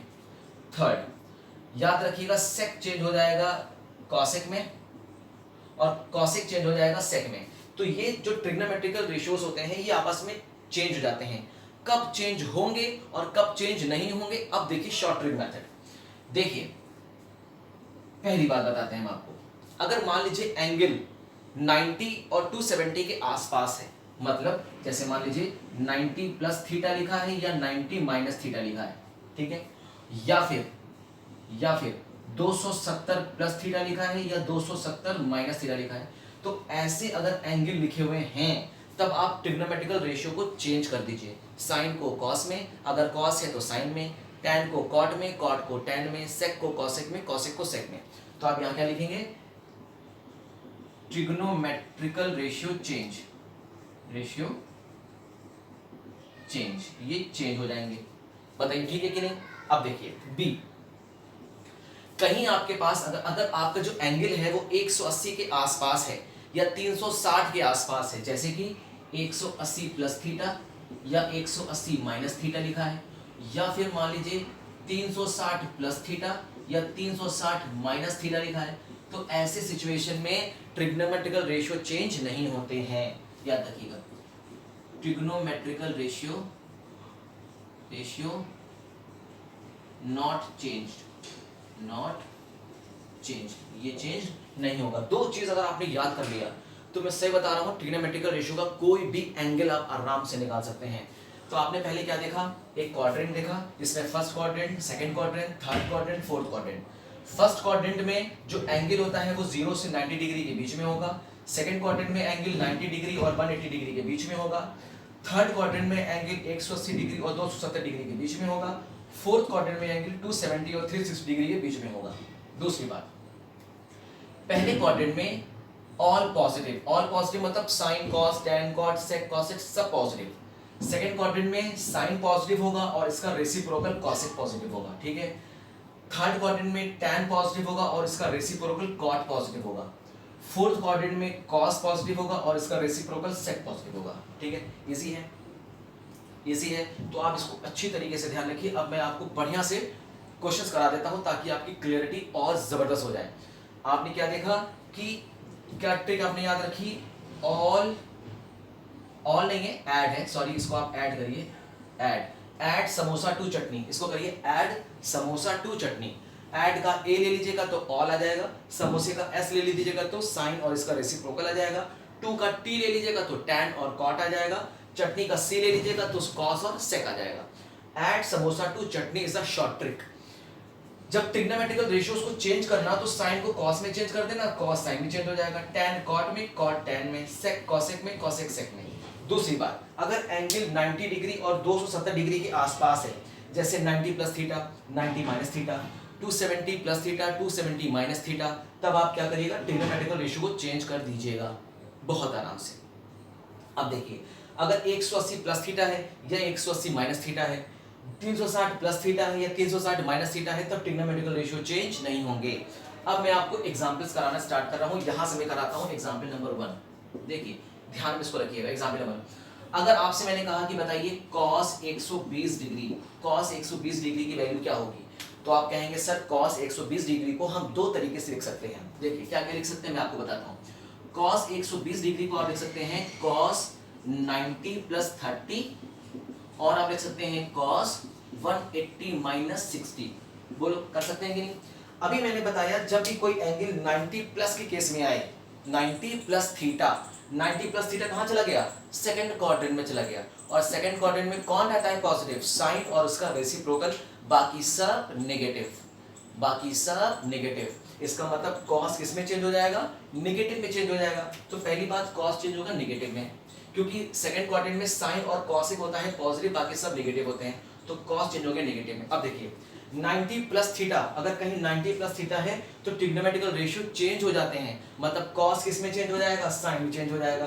तो आप इसको चेंज कर दीजिए साइन, और यहाँ पे कितना एंगल लिखा है 30, तो ये आप कर दीजिए 30, और माइनस साइन 30, और साइन 30 कितना होता है 1/2, तो ये कितना आ जाएगा माइनस 1/2 आ जाएगा। बताइए, इजी है। अच्छा, अब अगर लिखा है cos 180 माइनस थीटा, तो देखिए 180 में से कुछ हम कम कर रहे हैं, तो 180 में से कम करेंगे तो कहां आ जाएंगे, सेकंड क्वाड्रेंट में आ जाएंगे, और सेकंड क्वाड्रेंट में साइन और कॉसेक पॉजिटिव, बाकी सब नेगेटिव, तो कॉस किस में चेंज होगा, नेगेटिव में चेंज होगा।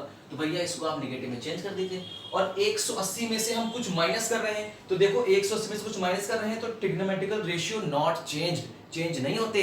साइन साइन में जाता है, कॉस कॉस में जाता है, टैन टैन में चला जाता है, कॉट कॉट में चला जाता है। तो कॉस किस में जाएगा, कॉस में ही चला जाएगा। तो आप लिखेंगे कॉस 60 डिग्री, और कॉस 60 डिग्री वैल्यू कितनी होती है 1/2, तो ये कितना हो गया माइनस 1/2। बताइए, यहां से भी कर सकते हैं माइनस 1/2, और ये भी आ गया माइनस 1/2। तो कॉस 120 डिग्री को चाहे आप इस तरह से तोड़िए और चाहे आप इस तरह से तोड़िए, आंसर कितना आएगा माइनस 1/2 आएगा। ठीक है, तो इस तरह से ये सारी चीज बहुत इंपॉर्टेंट है, ये फिजिक्स में इतनी भरी हुई है कि आपको खुद रियलाइज होगा कि ये क्या शॉर्ट ट्रिक चीज मैंने बता दी है। ये आप ध्यान रखिएगा, ये मोस्ट इंपॉर्टेंट है। और ट्रिक याद रखिएगा, ट्रिक आपके सामने है, add samosa to chutney. Clear है? चलिए, तो यहां पे ये हम, अच्छा चलिए एक और करा दें, चलिए एक और करा देते हैं एग्जांपल। चलिए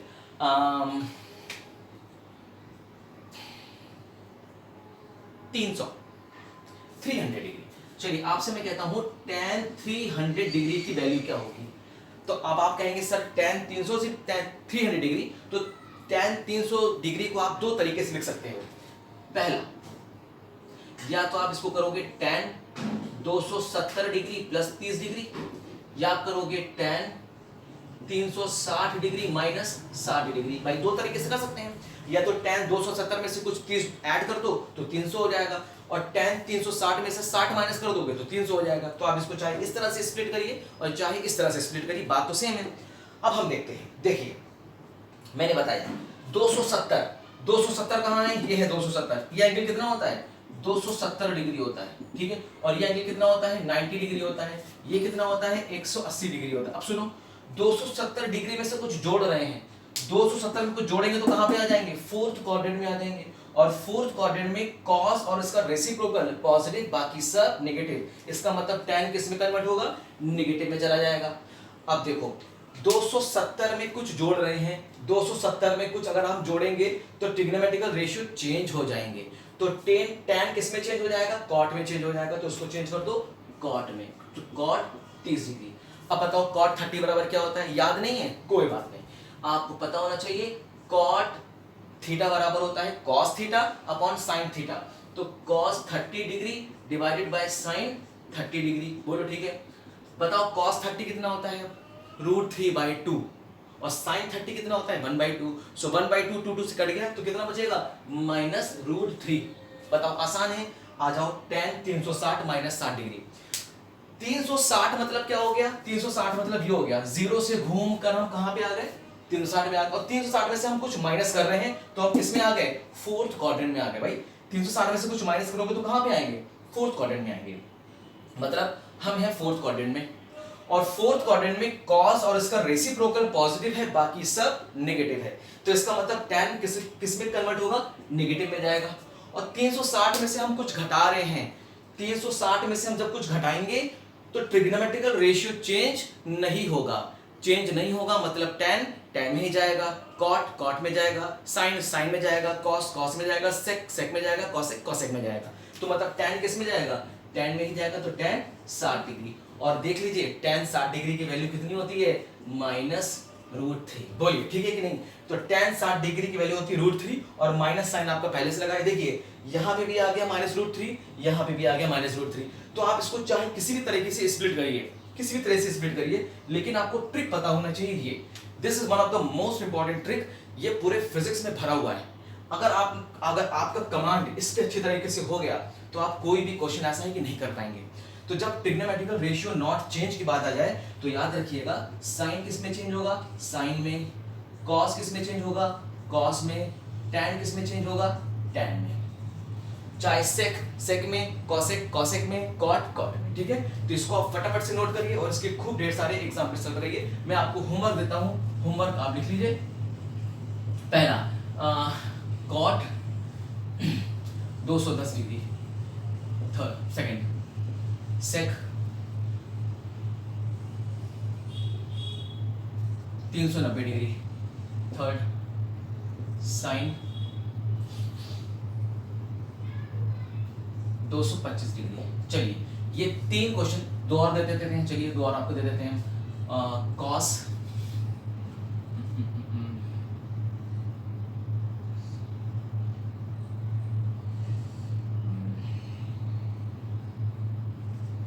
340 डिग्री, 340 डिग्री नहीं 240 डिग्री, और एक और ले लीजिए आप कॉसेक 15 डिग्री। चलो जी, ये सारी वैल्यूज आपको निकालनी है। ठीक है, आसान है, बहुत इजी है, आराम से करिए, कोई जल्दबाजी नहीं है, बहुत आराम से आप कर ले जाएंगे इसको। ठीक है, तो होप सो कि आप आई थिंक इसको कर लेंगे, मुझे टफ नहीं लग रहा है। चलिए अगर आपको टफ लग रहा हो तो मैं आपको एक काम करता हूँ, ये मैं आपको साइन दे देता हूँ, साइन 15 डिग्री कर लीजिएगा, ये आपके लिए होमवर्क है, इसको आप प्रैक्टिस करिएगा, फटाफट से इसको कॉपी करिए, और फिर हम आगे और भी ज़्यादा इंपॉर्टेंट डिस्कशन करने वाले हैं इसी से रिलेटेड। ओके चलिए, तो अब हम लोग एंगल्स की बात करेंगे, बहुत इंपॉर्टेंट। अब एंगल्स अच्छी तरह से ध्यान रखिएगा, एक थोड़ा सा टेबल बना लीजिए आप।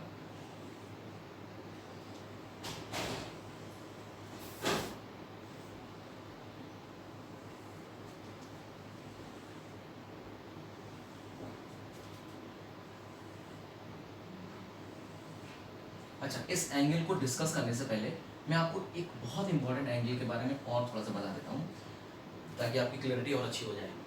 देखिए जैसे कि मैंने अभी आपको बताया कि ट्रिग्नोमेट्रिकल रेशियोज में मैंने आपको बताया एक इंपॉर्टेंट टॉपिक क्या याद रखिएगा, ट्रिपलेट्स, ट्रायंगुलर ट्रिपलेट्स। मान लीजिए आपके पास एक ट्रायंगल है और यहाँ पे आपको दिया गया है 3 4 5, पाइथागोरस इक्वेशन से ये फुलफिल हो जाएगा, मतलब ये होल्ड करता है, फॉलो करता है पाइथागोरस इक्वेशन को। इसे बोलते हैं ट्रिपलेट्स, इन्हें क्या बोलते हैं, ट्रिपलेट्स बोलते हैं। तो ध्यान रखिएगा, अगर ये एंगल थीटा है, अगर ये एंगल थीटा है और कहीं आपका लिखा है साइन थीटा, तो साइन थीटा बराबर आप क्या करेंगे, परपेंडिकुलर अपॉन हाइपोटेन्यूज करेंगे। तो जब अगर साइन थीटा की वैल्यू 3/5 कहीं भी दिख जाए तो थीटा बराबर आप कर दीजिएगा 37 डिग्री। कितना कर दीजिएगा, 37 डिग्री कर दीजिएगा, बहुत इंपॉर्टेंट। ठीक है, और अगर मान लीजिए कॉस थीटा है तो कॉस थीटा बराबर क्या होता है, बेस अपॉन हाइपोटेन्यूज मतलब 4/5, और कहीं भी cos थीटा बराबर 4/5 दिख जाए तो थीटा बराबर आप क्या कर दीजिएगा, बताइए कितना करेंगे, थीटा बराबर आराम से 37 डिग्री करेंगे, कोई जल्दबाजी नहीं है। तो ये दो चीज़ आप अच्छी तरह याद रखिए, इजी है।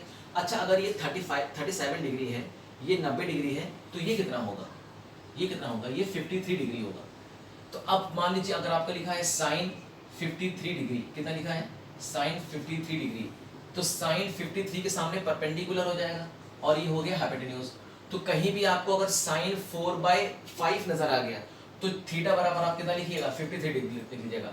इसी तरह से cos of theta, cos of मान लीजिए आपका आ गया 53 डिग्री, तो कॉस 53 डिग्री के सामने क्या होगा, बेस अपॉन हाइपोटेन्यूज मतलब 3/5।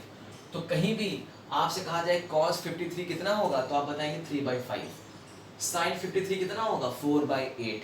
तो अगर आपको सामने आ गया cos 3/5 की वैल्यू में एंगल कितना होगा, तो आप बताएंगे 53 डिग्री होगा।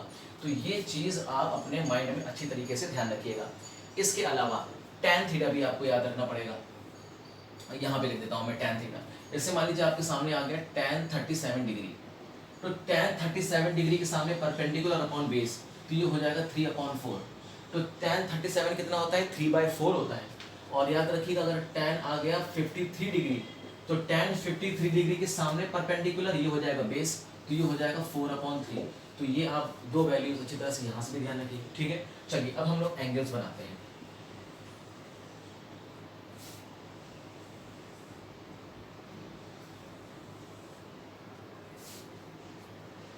ठीक, ओके, ये हमारा हो जाएगा एंगल। चलिए हम पहले 0 डिग्री ले लेते हैं और फिर इसके बाद हम लोग ले लेते हैं 37 डिग्री, फिर ले लेंगे 45 डिग्री, फिर हो जाएगा हमारा 53 डिग्री, देन 60 डिग्री, देन इसके बाद हम लोग एक बना देते हैं 90 डिग्री का, और ये हो जाएगा हमारा 90 डिग्री हो जाएगा, ठीक है। तो 0 degree, 37 degree, 45 degree, 53 degree, 60 degree, 90 degree. तो ये हम लोग अब निकालेंगे अलग अलग वैल्यूज। पहले हम निकालेंगे साइन, फिर निकालेंगे कॉस, फिर निकालेंगे टेन। साइन 0 डिग्री की वैल्यू होती है 0, याद रखिएगा। साइन 37 डिग्री, देखिए साइन 37 डिग्री ये है, साइन 37 कितना होता है 3/5, तो आप यहाँ पे क्या लिखेंगे 3/5 लिखेंगे। और साइन 45 डिग्री कितना होता है, साइन 45 डिग्री होता है 1/√2, ध्यान से। और साइन 53 कितना होता है, देखिए साइन 53 होता है 4/5, तो यहाँ पे लिख दीजिए 4/5। और साइन 60 कितना होता है 1/2, बताइए, इजी है। देखिए हमने एक और एंगल भूल गए, साइन 30 डिग्री भूल गए, तो साइन 30 डिग्री आप यहाँ बना लीजिए, साइन 30 डिग्री आप बना लीजिए। यहाँ से साइन 60 हटा दीजिए, साइन 60 होता है 1/√3/2। साइन 30 डिग्री कितना होता है 1/2 होता है, बना लीजिएगा, ठीक है। अच्छा साइन 60 कितना होता है √3/2 होता है। और साइन 90 की वैल्यू कितनी होती है 1। इसका मतलब साइन 0 0 होता है, साइन 90 मैक्सिमम होता है। अब आ जाइए कॉस पर, इसको रिवर्स करके पलट दीजिए। कॉस 0 कितना होगा, उठा के पलटिए 1। कॉस 30 कितना होगा, पलट दीजिए, ये लिख लीजिए √3/2। साइन 37 डिग्री कितना है 4/5, बोलो, फिर से पलट दीजिए। साइन 45 डिग्री को पलट सकते नहीं है, तो ये कितना हो जाएगा 1/√2 हो जाएगा। और कॉस 53 डिग्री मतलब 37 डिग्री कितना हो जाएगा 3/5। बताओ कितना आसान है।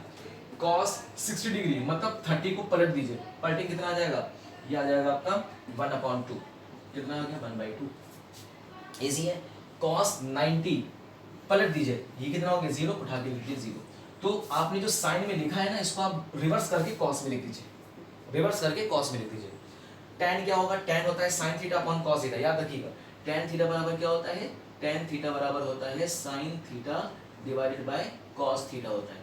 तो sin theta upon cos theta 0/1 कितना हो गया 0, 1/2 और √3/2, 2 कैंसिल, तो कितना हो जाएगा √3 हो जाएगा। tan 37 के 3/5, 4/5 में 5 कैंसिल, तो कितना हो जाएगा 3/4 हो जाएगा। बताओ आसान है। इसी तरह से tan 45 डिग्री 1/√2, 1/√2 कैंसिल, कितना हो जाएगा 1 हो जाएगा। Now tan 53 degree 4/5 divided by 3/5, 5 cancel, तो 4/3 हो जाएगा। नाउ tan 60 डिग्री √3/2, 1/2, 2 कैंसिल हो जाएगा √3। और 1/0 हो जाता है इनफाइनाइट। कितना हो जाए इनफाइनाइट। तो ये आप एंगल्स और इसके करस्पॉन्डिंग ट्रिग्नोमेट्रिकल वैल्यूज आप याद रखिएगा, साइन कॉस टैन की वैल्यू याद रखिएगा, ये मोस्ट इंपॉर्टेंट है, मोस्ट इंपॉर्टेंट। अब समझिए मैं आपको कुछ इंपॉर्टेंट चीज और बताने वाला हूं। अब आप यहाँ पे एक चीज देख रहे हैं कि cos 0 डिग्री पे कितना होता है, मैक्सिमम होता है, cos 0 डिग्री पे मैक्सिमम। और रेफरेंस लाइन क्या है, 0 डिग्री है। रेफरेंस लाइन क्या है, 0 डिग्री है। इसका मतलब इस रेफरेंस लाइन पे cos क्या होगा, मैक्सिमम होगा। और साइन 0 पे क्या होता है, 0, और साइन किस पे होगा, 0 होगा। ये तो मानते हैं आप, इसमें कोई कंफ्यूजन नहीं है। अच्छा, अगर हम ऊपर चले आए तो देखो 90 डिग्री पे आपको पता है साइन 90 कितना होता है, 1, और यहाँ पे साइन क्या हो जाएगा, मैक्सिमम हो जाएगा। और मैक्सिमम कितना, 1, और कॉस मैक्सिमम कितना होता है, 1। और देखो कॉस 90 पे कितना हो जाएगा, 0, कॉस 90 पे कितना हो जाएगा, 0। इसका मतलब यहाँ पे कॉस कितना हो जाएगा, 0 हो जाएगा। आसान है, समझ में आ गया, कोई कंफ्यूजन तो नहीं है। अब सुनिए, बहुत इंपॉर्टेंट, इस रेफरेंस लाइन पे साइन की वैल्यू क्या होती है, 0 होती है। इस रेफरेंस लाइन पे साइन की वैल्यू 0 होगी, मतलब साइन 0, फिर घूम के आ जाओ 2 पाई, घूम जाओ 2 पाई पे, फिर घूम जाओ 4 पाई, फिर घूम जाओ 6 पाई, फिर घूम जाओ 8 पाई, फिर घूम जाओ 10 पाई, सब क्या होगा, 0 होगा। इसका मतलब ये हो गया, स्टार बना के लिखो, साइन 0 कॉमा साइन 2 पाई डॉट डॉट डॉट, इसकी वैल्यू क्या होगी, 0 होगी। आसान है, देखो साइन 0, फिर 360 घूमो, फिर 0, फिर घूमो, फिर 0, फिर घूमो, फिर 0, फिर घूमो, फिर 0। इसका मतलब जितनी भी आ जाएगी 0, 2 पाई, 4 पाई, 6 पाई, 8 पाई, 10 पाई, 12 पाई, सब कितना हो जाएगा, 0 हो जाएगा। स्टार बना के अब चलते हैं आगे। अब सुनो, इस डायरेक्शन में मैंने क्या माना था, +1, और पीछे मैंने क्या माना था, -1। ऊपर क्या माना था, +1, नीचे क्या माना था, -1 माना था कि नहीं। अच्छा, ये +1 मैक्सिमम वैल्यू होती है, और ये -1 नेगेटिव डायरेक्शन में मैक्सिमम वैल्यू है। ये +1 क्या है, ऊपर के डायरेक्शन में, पॉजिटिव डायरेक्शन में मैक्सिमम वैल्यू है, -1 क्या है, नेगेटिव डायरेक्शन में मैक्सिमम वैल्यू। अब सुनो, cos मैक्सिमम कितना है, 1, इसका मतलब cos 0 पे, cos 0 डिग्री मैक्सिमम, फिर घूमो 2 पाई, फिर घूमो 4 पाई, फिर घूमो 6 पाई, फिर घूमो 8 पाई। इसका मतलब cos 0 degree, cos 2 pi degree, cos 4 pi degree dot dot dot, इसकी वैल्यू कितनी होगी, +1 होगी। खुद देख रहे हो तुम, +1 है, इस डायरेक्शन में +1 है। आसान है, कोई कंफ्यूजन नहीं है, बहुत अच्छी बात है। अब सुनो, cos 0 पे, अब cos की वैल्यू -1 कब होगी, पाई पे, मतलब cos की वैल्यू -1 कब होगी, पाई पे, मतलब cos पाई पे -1, फिर घूमो पाई, अरे पाई है ना, फिर घूमो 2 पाई, फिर घूमो 2 पाई, पहले पाई, पहले बताओ cos पाई की वैल्यू कितनी होगी, -1 होगी, पक्का होगी ना, बहुत अच्छी बात है।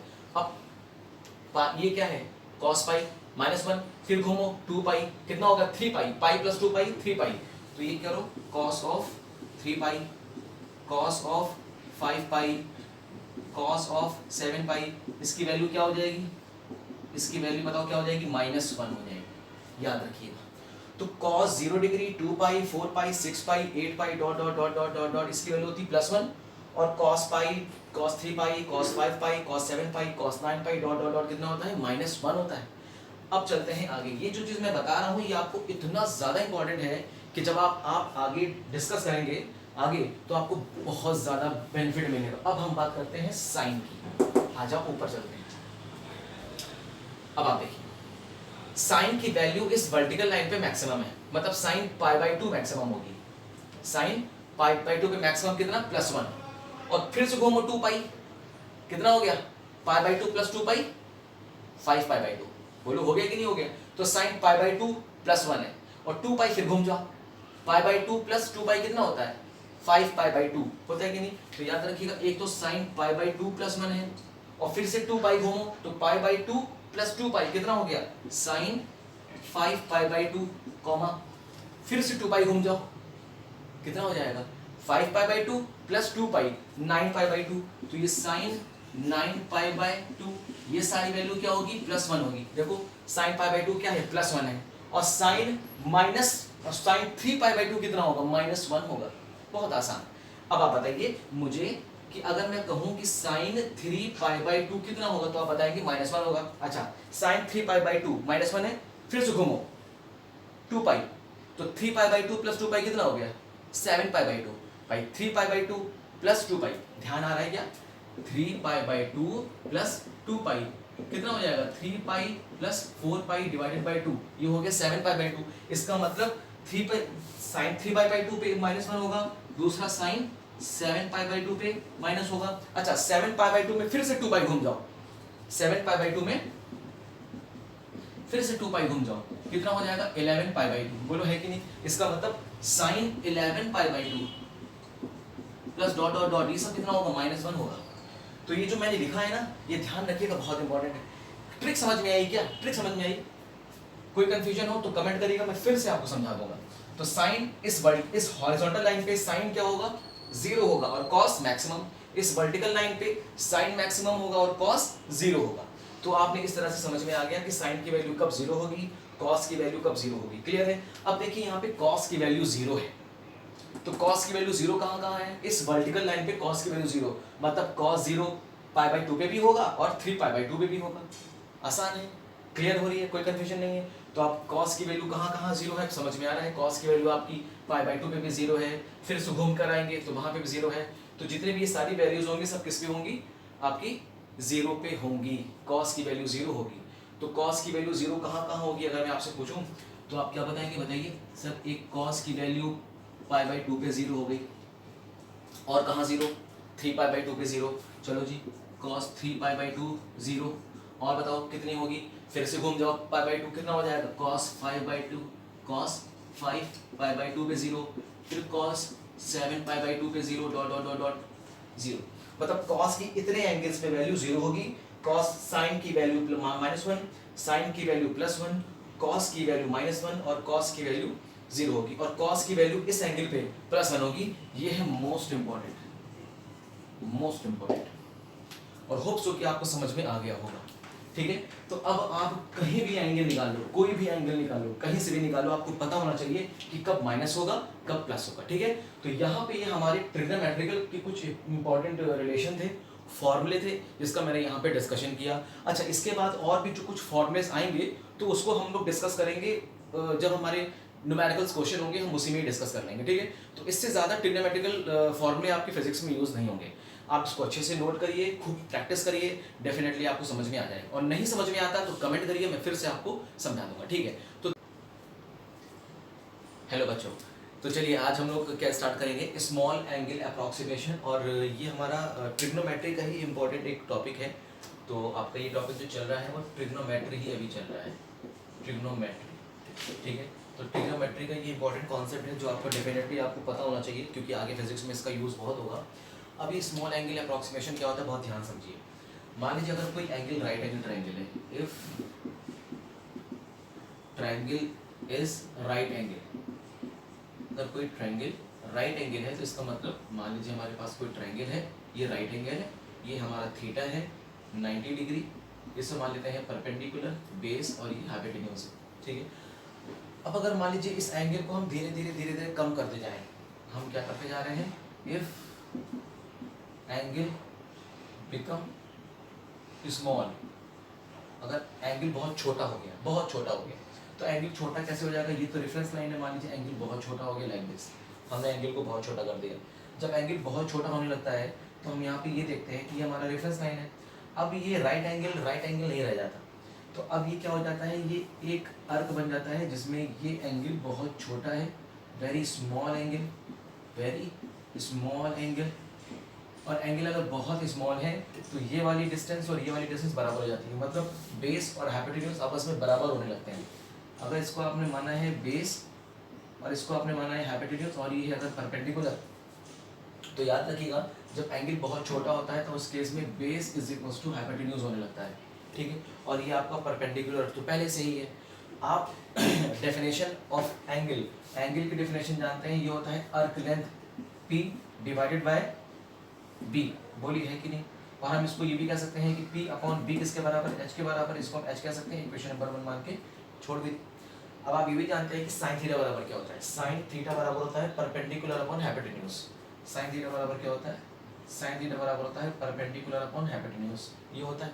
अब देखिए परपेंडिकुलर अपॉन हाइपोटेन्यूज बराबर साइन थीटा और परपेंडिकुलर अपॉन हाइपोटेन्यूज, या पी क्या है आपका आर्क लेंथ और एच क्या है आपका यहाँ पे रेडियस, ये दोनों आपस में बराबर हैं, ये भी थीटा है। इन दोनों इक्वेशन को अगर हम बराबर कर दें तो हमें क्या दिखाई दे रहा है कि sine theta is equal to theta if theta is very small, theta is very small. याद रखिएगा साइन थीटा की वैल्यू क्या हो जाती है, थीटा हो जाती है अगर हम थीटा को बहुत स्मॉल ले लेते हैं। ये बहुत इजी है, इसको आप अच्छी तरह से ध्यान रखिए। अच्छा दूसरी चीज़, अब मान लीजिए कि आपको कॉस थीटा लिखना है, तो कॉस थीटा बराबर क्या होता है, कॉस थीटा बराबर होता है बेस अपॉन हाइपोटेन्यूज। ये है बेस अपॉन हाइपोटेन्यूज, और मैंने बताया कि अगर एंगल बहुत छोटा है तो बेस और हाइपोटेन्यूज आपस में बराबर हो जाते हैं। तो याद रखिएगा if theta is very small, अगर थीटा बहुत ही स्मॉल होगा तब बेस इज इक्वल टू क्या हो जाएगा, हाइपोटेन्यूज हो जाएगा, बेस बिकम हाइपोटेन्यूज। तो दोनों को हम बराबर कर देंगे तो हमें क्या मिल जाएगा, h divided by h is equal to 1। और cos थीटा की वैल्यू 1 कब होती है, जब थीटा बराबर क्या होता है, 0 डिग्री होता है। याद रखिएगा जब थीटा बराबर 0 डिग्री होता है। तो इसका मतलब अगर थीटा बहुत छोटा है तो cos थीटा की वैल्यू कितनी हो जाएगी, 1 हो जाएगी। तो आप इस बात का ध्यान रखिएगा, if theta is very small then cos theta becomes 1 and sin theta becomes theta। ठीक है, इजी है। इसी तरह से tan थीटा भी देख लीजिए। tan थीटा क्या होता है, tan थीटा बराबर आपका फॉर्मूला होता है perpendicular upon base b upon p। तो ये आपका परपेंडिकुलर अपॉन हो गया बेस p। इजी है। और अभी आप क्या जानते हैं कि बेस बराबर क्या होता है, h होता है। ठीक है, तो आप बेस की जगह पे क्या कर दीजिए, h कर दीजिए, कोई कंफ्यूजन नहीं है। और p अपॉन h बराबर क्या होता है, थीटा। तो यहाँ से आप इसको इक्वेट करके क्या कर सकते हैं, थीटा कर सकते हैं। इसका मतलब ये है कि अगर थीटा बहुत छोटा होगा तो हम tan थीटा की जगह पे थीटा कर सकते हैं। ज़रूर याद रखिएगा, if theta is very small, if theta is very small then tan theta becomes theta हो जाएगा। तो ये एक इम्पॉर्टेंट रिलेशन है, ये आपको समझना चाहिए।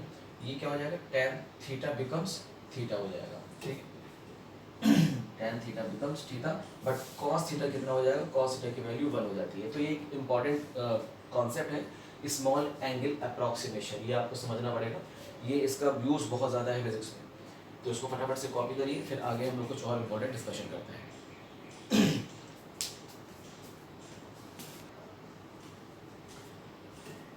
ठीक है बच्चों, तो चलिए अब यहाँ तक तो हो सकता हो बात आपको ट्रिग्नोमेट्री के सारे फॉर्मूले की समझ में आ गई होगी। अब हम लोग थोड़ा सा डिस्कशन कर लेते हैं कि अलजेब्रा के फॉर्मूले क्या यूज़ होते हैं, जिसमें बाइनोमियल एक्सपेंशन के भी फॉर्मूला आ जाएगा, और साथ ही साथ हम लोग इसमें डिस्कस कर लेंगे कि सीरीज़ की आपके कौन से फॉर्मूले आपको लर्न करने पड़ेंगे। तो देखिए बाइनोमियल एक्सपेंशन, जिसे हम लोग अलजेब्रा के फॉर्मूले भी बोल सकते हैं, बाइनोमियल एक्सपेंशन। अगर मान लीजिए आपके पास लिखा है 1 plus x to the power n, जब इसको आप एक्सपैंड करेंगे तो ये होता है 1 plus n x plus n minus 1 x square upon factorial 2 plus n minus 1 n minus 2 x की power 3 upon factorial 3 plus dot dot dot so on. ये एक सीरीज होती है जिसको हम लोग बोलते हैं बाइनोमियल एक्सपेंशन सीरीज। बट आपको इतना बड़ा कुछ लर्न करने की ज़रूरत नहीं है। यहाँ पे बस आपको करना क्या है कि इफ़ अगर x की वैल्यू अगर 1 से बहुत छोटी है, x की वैल्यू 1 से अगर बहुत छोटी है, जैसे 1 प्लस 0.002, तो देखिए x की वैल्यू 1 के कंपैरिजन में बहुत छोटी है, तो क्या होता है कि 1 प्लस एक्स की पावर n को हम लोग 1 प्लस nx कर देते हैं। ये हम लोग कर देते हैं कब, जब x की वैल्यू 1 से बहुत छोटी है। जैसे एग्जाम्पल के तौर पे देखिए कि जैसे आपको लिखा है 1 प्लस 0.0008 और इसकी पावर आपको करना है 4। तो अब क्योंकि देखिए ये वाली वैल्यू 1 से बहुत छोटी है, तो अब आपको इतना बड़ा एक्सपैंड करने की ज़रूरत नहीं है। आप सीधा क्या लगा दीजिए, आइडेंटिटी लगा दीजिए।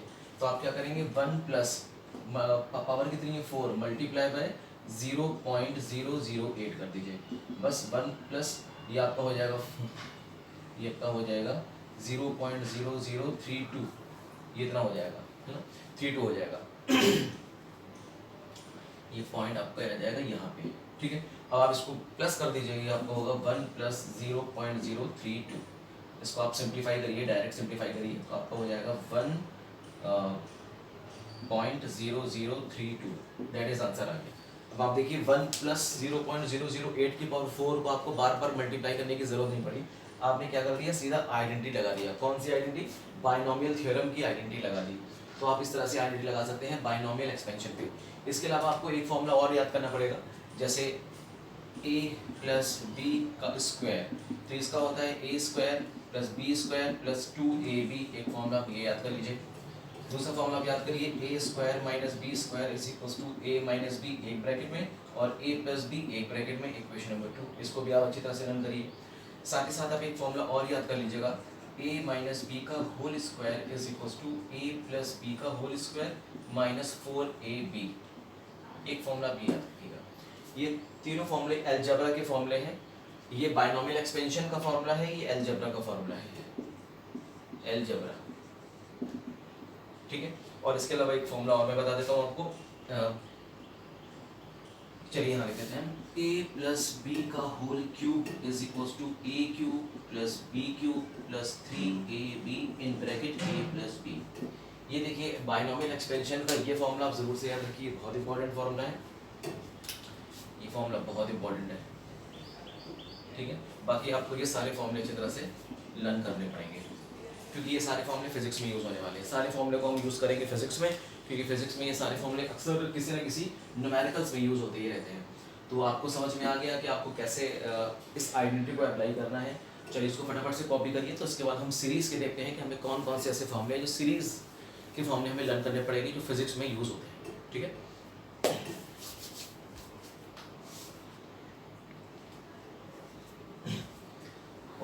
तो बच्चों अब आप लोगों को सीरीज के कुछ इंपॉर्टेंट फॉर्मूले को पढ़ लेना चाहिए। सीरीज का फॉर्मूला भी आप लोग के क्लास 11th और 12th की फिजिक्स में बहुत इंपॉर्टेंट है। ये सीरीज के फॉर्मूले भी आपको इसमें डेफिनेटली देखने को मिलेंगे। और इसमें बेसिकली आपको दो फॉर्मूला अच्छी तरह से लर्न करना है। एक तो अर्थमेटिक प्रोग्रेशन का, अर्थमेटिक प्रोग्रेशन जिसे हम बोलते हैं एपी, और सेकंड आपको एक याद करना पड़ेगा ज्योमेट्रिकल प्रोग्रेशन। तो दो फॉर्मूले आपको अच्छी तरह से लर्न करने पड़ेंगे, ज्योमेट्रिकल प्रोग्रेशन और अर्थमेटिक प्रोग्रेशन का। देखिए कोई भी सीरीज एपी में और जीपी में कब कहलाती है, अगर मान लीजिए कोई भी एक सीरीज है इस तरह से है a plus D a plus 2d a plus 3d dot dot dot dot dot, ठीक है। कोई सीरीज इस तरह से है और ये सीरीज आपकी किसमें कहलाएगी, अर्थमेटिक प्रोग्रेशन में कहलाएगी, जिसे हम इसे क्या बोलते हैं, फर्स्ट टर्म बोलते हैं। क्या बोलते हैं, फर्स्ट टर्म। इसमें फर्स्ट टर्म कौन सा है, ए है। हम निकालते हैं कॉमन डिफरेंस। क्या निकालते हैं, कॉमन डिफरेंस निकालते हैं। कॉमन डिफरेंस कैसे निकालते हैं, सेकंड वाले टर्म को फर्स्ट वाले टर्म से माइनस कर देते हैं। इस वाले टर्म को इस वाले टर्म से माइनस कर दीजिए, या इस वाले टर्म को इस वाले टर्म से माइनस कर दीजिए, तो आगे वाले टर्म को पीछे वाले टर्म से माइनस कर देते हैं। तो a प्लस डी माइनस ए कितना आ गया, d आ गया। तो कॉमन डिफरेंस को हम d से डिनोट करते हैं। कैसे निकालते हैं, आगे वाले टर्म को पीछे वाले टर्म से माइनस कर देंगे। मान लीजिए इस सीरीज की कितने टर्म्स हैं, n टर्म्स हैं। कितने हैं, n टर्म्स हैं। तो इस सीरीज का n टर्म्स कितना निकलता है, इस सीरीज के n टर्म्स को बोलते हैं tn, और इसका फॉर्मूला होता है a plus n minus 1d। याद रखिएगा, इसे बोलते हैं nth टर्म ऑफ AP। इसे क्या बोलते हैं, nth term of AP, arithmetic progression का nth term, a plus n minus 1d। यहाँ पे a है फर्स्ट टर्म, d है कॉमन डिफरेंस, n है number of terms, number of terms. अब इसमें एक और फॉर्मूला आता है, इसे बोलते हैं sum of AP, sum of arithmetic progression. Arithmetic progression का सम कैसे निकालते हैं, Sn is equal to n upon 2 in bracket 2a plus n minus 1d bracket close. तो ये फॉर्मूला है सम ऑफ अर्थमेटिक प्रोग्रेशन का, और ये है nth term of arithmetic progression के nth टर्म का फॉर्मूला, और ये सम का फॉर्मूला। दोनों फॉर्मूले आप याद रखिएगा, n है नंबर ऑफ टर्म, a है फर्स्ट टर्म, d है कॉमन डिफरेंस, ठीक है। इसी तरह से ज्योमेट्रिकल प्रोग्रेशन भी है। जैसे मान लीजिए आपके पास कोई सीरीज है a r square, a r cube, a r power 4 dot dot dot. अगर कोई सीरीज इस तरह से है तो ये सीरीज किस में कहलाती है, ज्योमेट्रिकल प्रोग्रेशन में कहलाती है, जीपी में कहलाती है। और यहाँ पे इसके फर्स्ट टर्म को हम क्या बोलते हैं, a। यहाँ पे फर्स्ट टर्म क्या है, यहाँ पे फर्स्ट टर्म है आपका a। और कॉमन डिफरेंस कैसे निकालते हैं, कॉमन डिफरेंस कैसे निकालते हैं, कॉमन डिफरेंस कैसे निकालते हैं? कॉमन डिफरेंस निकालते हैं सेकंड टर्म को फर्स्ट टर्म से डिवाइड करके निकालते हैं। तो सेकंड टर्म मतलब इस टर्म को इस टर्म से डिवाइड करिए या इस टर्म को इस टर्म से डिवाइड करिए, तो हम क्या करेंगे, आगे वाले टर्म को पिछले टर्म से डिवाइड कर देंगे, तो ये क्या निकल गया आर। तो इसको बोलते हैं कॉमन डिफरेंस। अब सबसे पहले इसका दो चीज़ आपको निकाला जाता है, पूछा जाता है कि इसका nth टर्म क्या होगा, nth term of GP, nth term of GP geometrical progression का nth टर्म। तो ये nth टर्म को हम बोलते हैं tn, a r n minus one, याद रखिएगा। a है फर्स्ट टर्म, r है कॉमन डिफरेंस, n है नंबर ऑफ टर्म। इसी तरह से इसका सम निकलता है, सम ऑफ जीपी। तो बताइए सम ऑफ जीपी, जीपी का सम क्या निकलेगा, Sn is equals to a 1 minus r की power n upon 1 minus r. ये है सम ऑफ जीपी, ये है nth टर्म ऑफ जीपी। ये है सम ऑफ अरिथमेटिक प्रोग्रेशन और ये है nth term of arithmetic progression. तो सीरीज का यही फॉर्मूला अक्सर फिजिक्स के न्यूमेरिकल्स में आपको देखने को मिल सकता है, और बहुत ज़्यादा फ्रिक्वेंटली तो यूज़ नहीं होगा, लेकिन हाँ बहुत ज़्यादा यूज़ नहीं होगा, कभी कभी ये फार्मूला आपको देखने को मिलेगा। बट ये है कि अगर आप इसको लर्न कर लेंगे तो वो ज़्यादा बेहतर है, ठीक है। तो ये इंपॉर्टेंट फार्मूले हैं अरिथमेटिक प्रोग्रेशन और ज्योमेट्रिकल प्रोग्रेशन के, तो इसको आप फटाफट से नोट कर लीजिए, मोस्ट इंपॉर्टेंट फार्मूला है। चलिए अब हम लोग डिस्कशन करेंगे नेक्स्ट। अब हमको आगे काफ़ी और फॉर्मूले लेकर आना है, जैसे कि डिफरेंशिएशन का, इंटीग्रेशन का, मैक्सिमा, मिनिमा, ठीक है। और इसके बाद हमें 2-3 फॉर्मूले और आगे से डिस्कस करने हैं, तो वी विल डिस्कस लेटर। अब हम इसको बाद में डिस्कस करेंगे। तैयारी करते रहिए। All the very best.